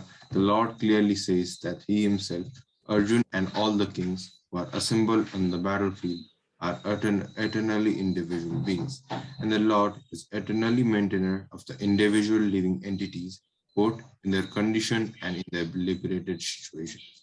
The Supreme Personality of the Godhead is the Supreme Individual Person, and Arjun, the Lord, eternal associate, and all the kings assembled there are individual eternal persons. It is not that they did not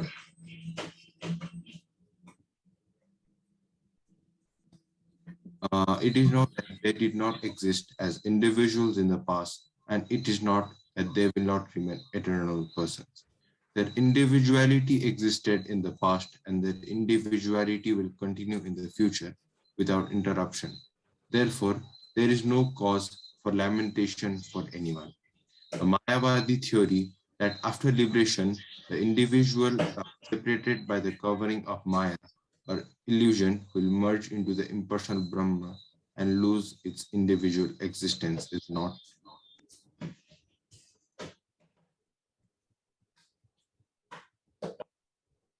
supported here in by Lord Krishna, the supreme authority, nor is the theory that the only thing of individuality in the conditioned state supported herein. Krishna clearly says herein that in the future also the individuality of the Lord and others, as it is confirmed in the Upanishads, will continue eternally. This statement of Krishna is authoritative because Krishna cannot be subject to illusion. If individuality were not a fact, then Krishna would not have stressed it so much even for the future. The Mayavadi may argue that the individuality spoken of by the Krishna is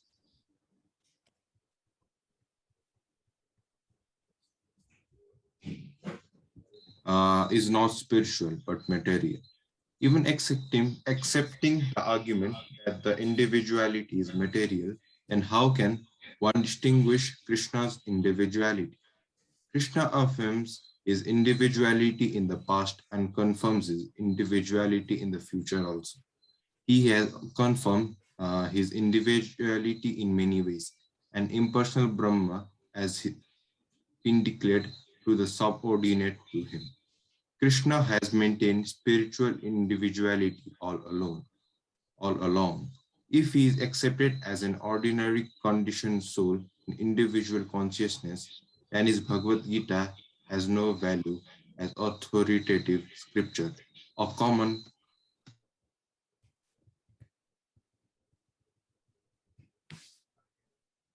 man with all the four defects of human frailty is unable to teach that which is worth hearing. The Gita is above such literature. No mundane book compares with the Bhagavad Gita. When one accepts Krishna as an ordinary man, the Gita loses all importance. The Mayavadi argues that the plurality mentioned in this verse is conventional and that it refers to the body. But previous to this verse, such as bodily conception is already condemned. After condemning the bodily conception of the living entities, how was it possible for Krishna to place a conventional proportion on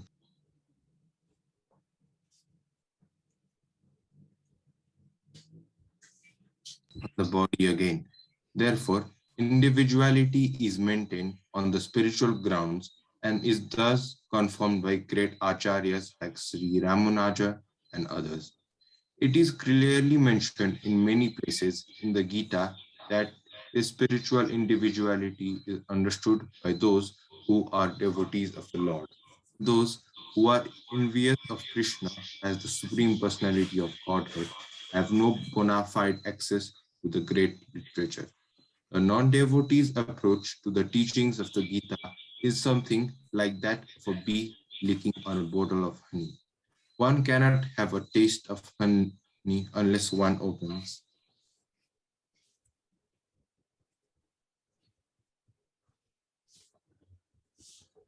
a bottle. Similarly, the mysticism of Bhagavad Gita can be understood only by devotees, and no one else can taste it, as it is stated in the 4th chapter of the book. Nor can the Gita be touched by the person who envy the very existence of the Lord. Therefore, a Mayavadi explanation of the Gita is the most misleading presentation of the whole truth. Lord Chaitanya has forbidden us to read commentations made by the Mayavadis and warns that one who takes to such an understanding of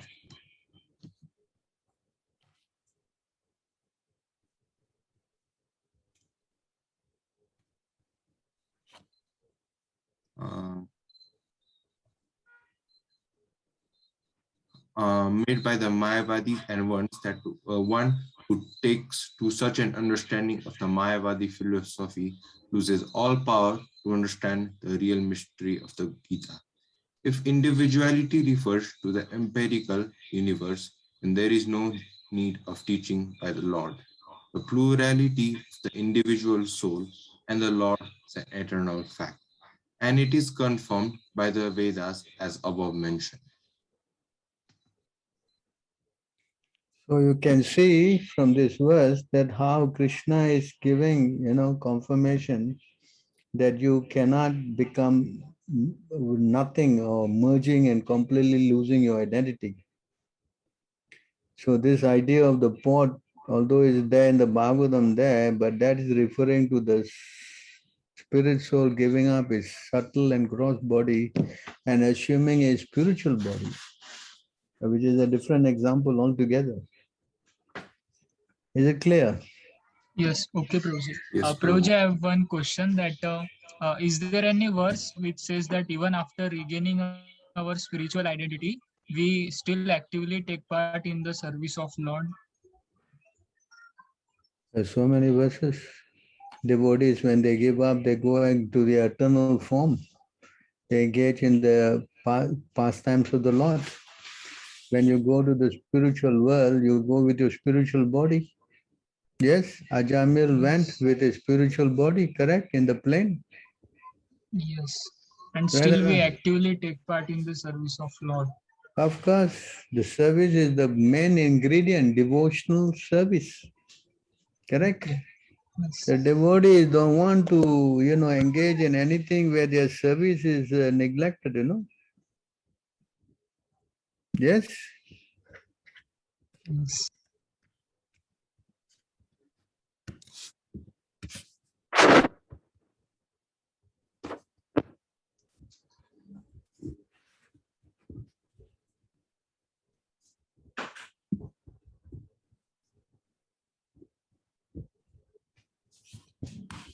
Can you read this?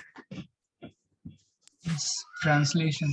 Because my devotees possess saintly behavior and deep intelligence, they completely dedicate themselves to me and do not desire anything besides me. Indeed, even if I offer them liberation from birth and death, they do not accept it. So you see how the devotees, they don't want to be separated from the Lord. They always want to serve Him. Right?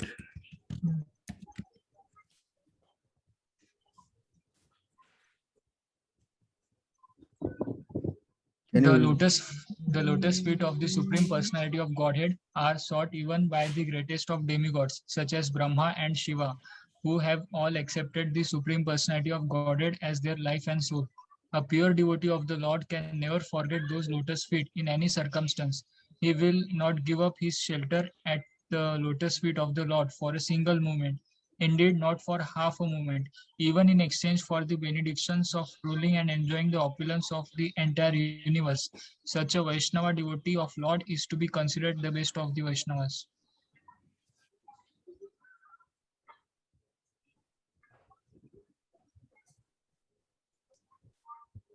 The devotees who has offered his soul to me. We read that verse. Yes. So you see, the devotees, they don't want to separate even half a moment, you know. Yes. Huh? Yes. Correct. Yes. Then, so you see the position of the devotee. So they are always blissfully engaged in the service of the Lord.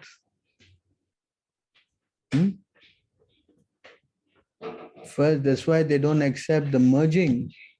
They want to be at least a servant. That's the first stage. Servant, Dashya, Sakya, Vatsalya, and then Madhurya. But Sahuja, neutral, they don't want that. You follow? Yes, yes, Prabhu. Of course, neutral also sometimes says that the cows, the benches, the trees, all this all are in the neutral platform, you know. So that's also providing service. So we will always retain our service. We never be without devotional service. That's why that's now the verse I showed, no? The devotees, they don't want to give up that service.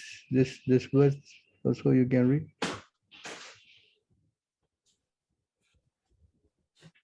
The devotees who has offered his soul to me does not want anything if it is separate from me, not the position of supreme demigod of the universe Brahma, nor that of Lord Indra, nor kingship over the entire earth or over the lower planetary system, nor the mystic perfections of yoga, nor even freedom from cycle of rebirth. You see how they don't want nothing, but they want only the Lord. No, and that's how you can stay with the Lord. You have to do service, right? Yes, Prabhuji. Yes or not? Yes, yes. So, any other question? Let's go again to other questions.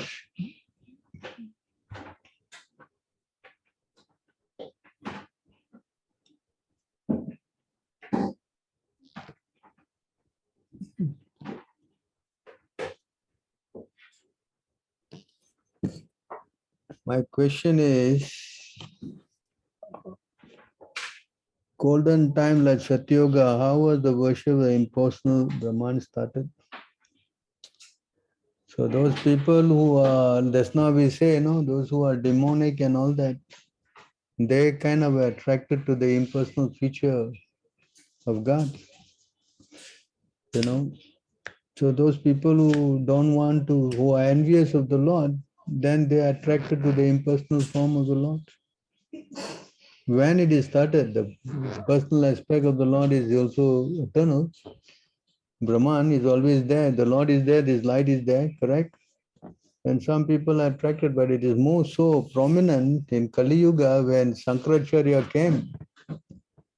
When Sankaracharya came, then they introduced this impersonal worship more prominently. Because they wanted to drive away Buddhism. Buddhism means nothing. You go and become nothing. When you die, you merge in nothing. Sunyavad. But Shankaracharya says, no, there's not that you become nothing. You become one with God. Nirvishesha. You merge with God. You understand? That's why it's called Advaita. This Advaita philosophy became very prominent through Shankaracharya. You understand? So then they say you worship this 5 form of God, the sun god, worship Vishnu. What is Vishnu there? Sun god, Durga, Shiva, Ganesh. And also I think it's Vishnu. I don't know, I'm making a mistake. Can check for you. So you this Pancho Upasakaha, they call it, the 5 form of demigods. If you worship them, and then ultimately you become one with the impersonal aspect. That is again how it started. So therefore, this whole program of impersonalism is more rampant in Kali Yuga. Because in Dwapara Yoga, the system of worship, you can see here,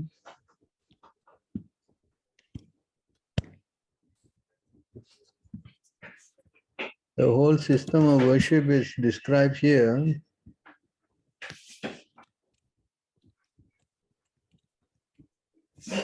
In this verse.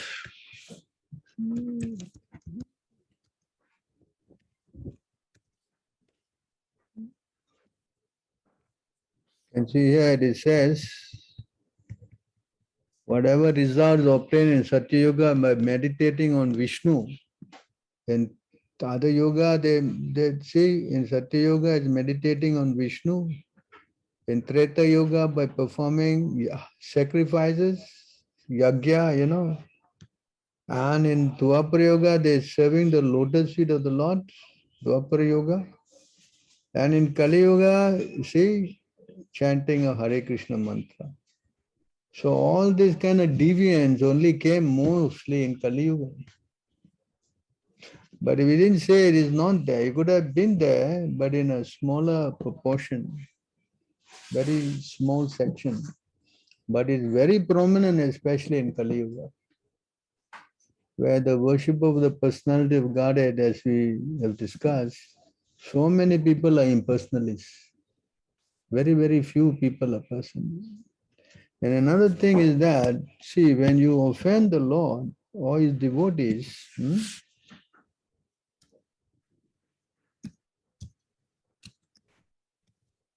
when you offend the Lord or his devotees,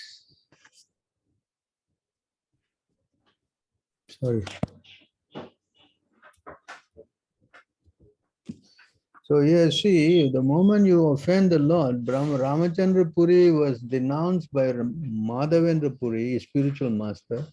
Due to his offense, gradually material desires appear within him. So these material desires, vasanam, refers to dry speculative knowledge. Such speculative knowledge is only material, as confirmed in the Srimad Bhagavatam. A person without devotional service who simply wants to know things kevala bodha labdhya gains only dry speculative knowledge, but no spiritual profit. This is confirmed in Bhakti Sandarbha. Jivan mukta api punaryanti samsara vasanam yadi achintya mahashaktam bhagavati aparadinaha. When even though one is liberated in life, if one offends the Supreme Personality of Godhead, he falls down in the midst of material desire, of which dry speculation, that means this merging of this Brahman, realizes in one. In other words, when you offend the Lord, then you come down to this platform of merging into the Brahman. Again it says, even if one is liberated in life, he becomes addicted to material desire because of offense to the Supreme Personality of Godhead. See that? Even liberated souls sometimes fall down to material desires, but those fully engaged in devotional service, the Supreme Personality of Godhead, are not affected by such desire. So you see how this, whole program, if you offend, then you get implicated. See? Now here the whole consequence, Madhavendra Puri was chanting Krishna's name, and this his disciple Ramananda Ramachandra Puri. So he is coming to advise his guru because he is an offender. So you see, the spiritual master was crying. You see here, let's read on from the beginning. Ramachandra Madhavendra Puri was chanting the holy name of Krishna and sometimes would cry, "Oh my Lord, I did not get shelter at Mathura." You know? So the Ramachandra Puri, his disciple, was so foolish that he fearlessly declared to instruct his spiritual master. There's another mistake. We cannot go and try to teach somebody who is more senior, especially a guru. If you are full of transcendental bliss, he said, you should only remember Brahman. You see this point here? Why are you crying? So because he is offended, so he is attracted to this Brahman worship, impersonal. Hearing this instruction, Madhavendra Puri greatly angry, rebuked him by saying, "Get out, you sinful rascal." So you see how he was chastised by his guru. So the moment he lost his guru's mercy, "Oh my Lord, I'm sure I could not reach you, nor could I reach your abode Mathura. I am dying in unhappiness, and now this rascal has come to give me more pain. Don't show your face to me. Go anywhere else you like. If I die seeing your face, I will not achieve the destination of my life." You see that? So this guy's face also you shouldn't see. I'm dying without achieving the shelter of Krishna, and therefore I'm greatly unhappy. Now this condemned foolish rascal has come to instruct me about Brahman. See how Madhavendra Puri is saying? Ramachandra Puri, because he has been offended, so he is attracted to Brahman. So Brahman realization means an offensive platform. It's not an elevated platform. So demons who offend, offenders, aparadhis, all they come to this section. But the devotees, they go to the spiritual world. Is it clear? So 3, 5, 46. O Lord, person who because of their serious attitude attain the stage of enlightened devotional service, achieve the complete meaning of renunciation and knowledge, and attain the Vaikuntha Loka in the spiritual sky simply by drinking the nectar of your topic. So this is another verse quoted by Subal. True. It is from the 3rd canto. It is 3, 5, 46. You can also read that. And what is this one?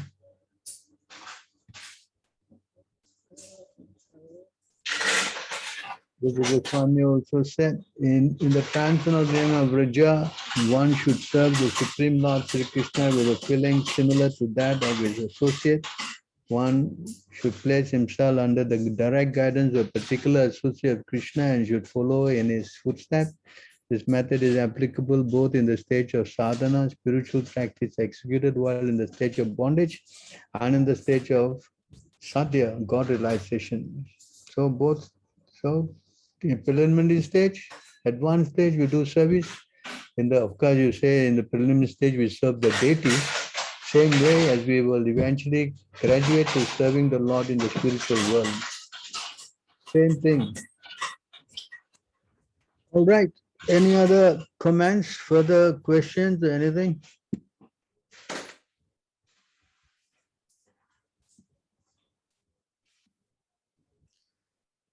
I would like to ask your opinion, if you can, what's his name?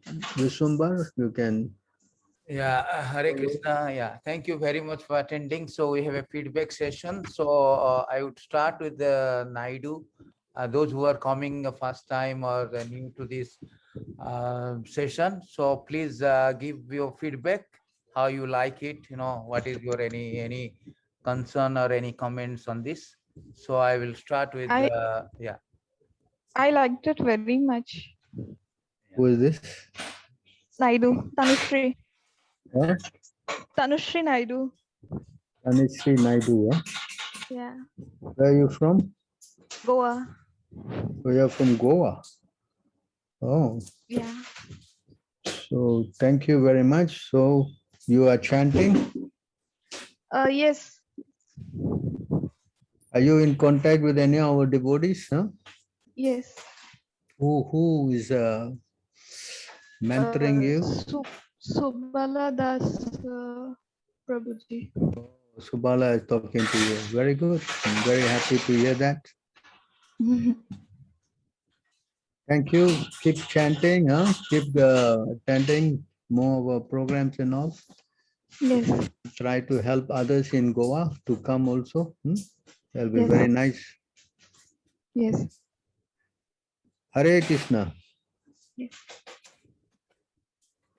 So we have also Sunila Banerjee, the Mitra. Oh, Sunila Banerjee, huh? There but left here. Actually, I am also attending for the first time. Yeah. And in my mind, I had some questions during the discourse as we explained. Many of those things have been clarified. And maybe even if I am a devotee of Krishna, my chanting has not been so regular due to change of places and maybe getting drowned in the worldly problems. So I hope the way God has guided me to this ISKCON temple here, it was just after I finished reading one of the books, I was looking for another one. Then I Googled into Singapore ISKCON and I found the address and I was there that same evening. And thereafter I could attend some of the sessions here. So I think there is a calling and I need to cultivate more on that path in order to have blessings of Almighty on me, and if I could carry the message even further to others.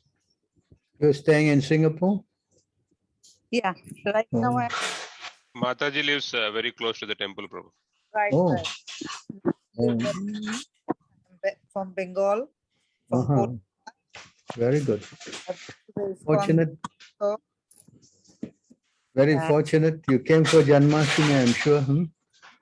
Yes. I came for the Janmashtami also. Before that also I came.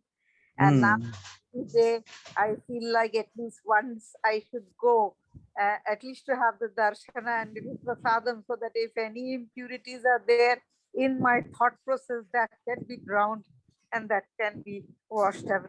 And my path is even more cleared so that I can move towards him. Very good. So you're fortunate. You have got all the nice facility to become a great devotee. Pranam Prabhuji. Hare Krishna. Thank you. So we have Suman Royala, Tulsiram Rajaram.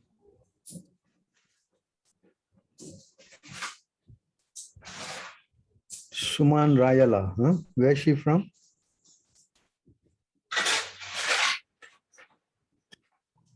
Hare Krishna, Prabhu. I'm in Singapore, Prabhu. I come every Sunday to temple. Suman, huh? Yes. Yeah, I don't know the names, but if I see you, I'll remember. Yes, Prabhu. I come very often to. How you like the session? Yes, Prabhu. I mean, every session there is a learning and yeah. Very good. Yeah. Prabhuji, he's one of he's father of one of our students in the Gopal class. Oh, students, huh? Thank you very much. Every Sunday I see him in the temple. Very nice. You are chanting, Suman? Yes, Prabhu. How many rounds you chant? Only one round, Prabhu. Oh, only one round. It must increase now, huh? Yeah, I'm trying my best to improve my rounds.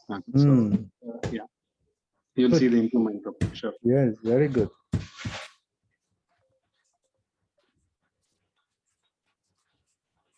Yeah, we have now Prachi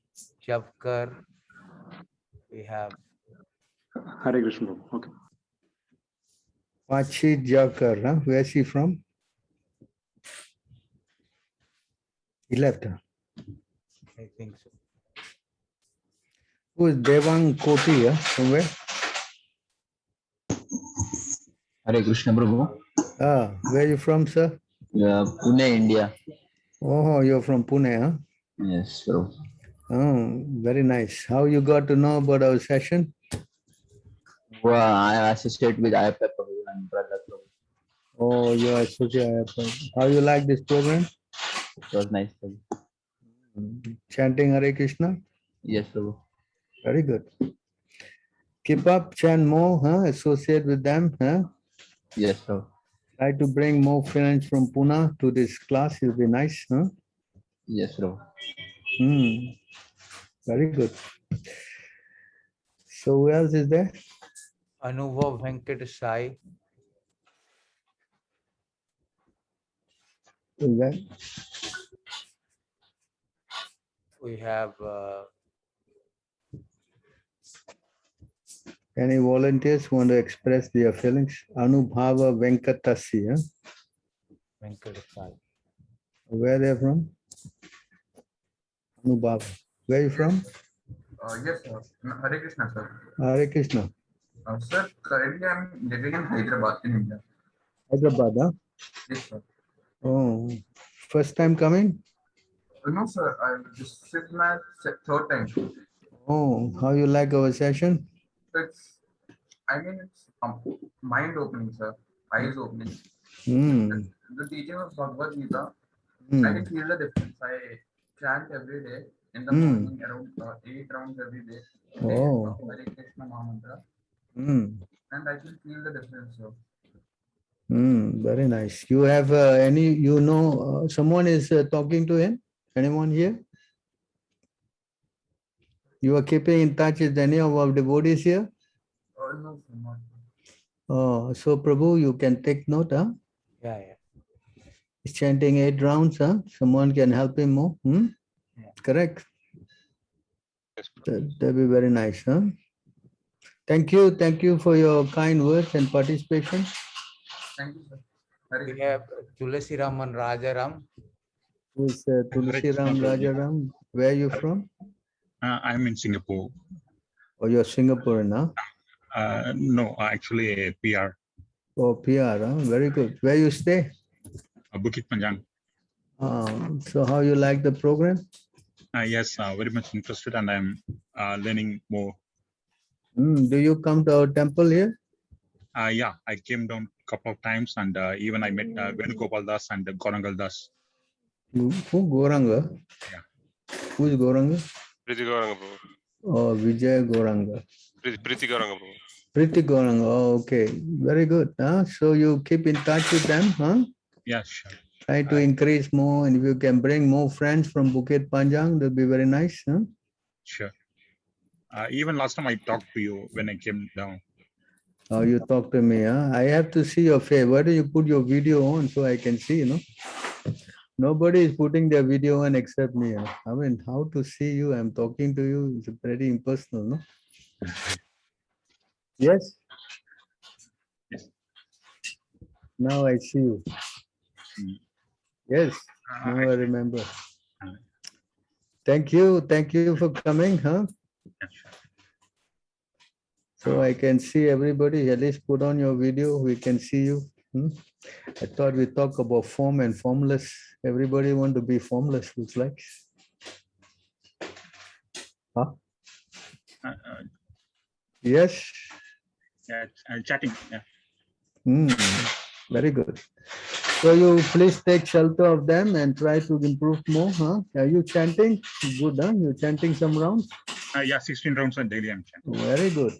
So please try to come for Mangalarti in the morning. Yeah, sure. Last time I actually attended Mangalarti only, morning prayer. Very good. So come and stand since you are in Singapore. Huh? Sure. Who is Naidu? Now already we have talked. Oh, you talked to him, huh? Anybody else you find? We have.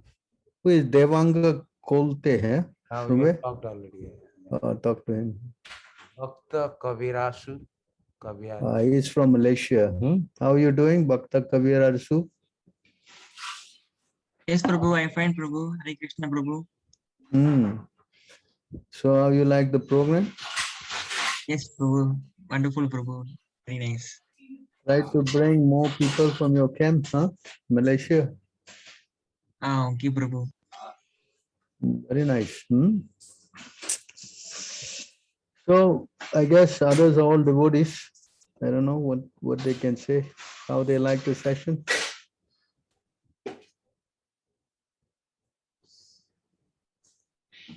Hello, anyone? Hare Krishna Prabhu. Yes. Yeah, this class is something that I look forward every Friday. And I seldom come to the temple. So this class is really very helpful to me in my spiritual journey. And I will say that you are giving us so much knowledge in every class that I attend. So thank you very much for your time.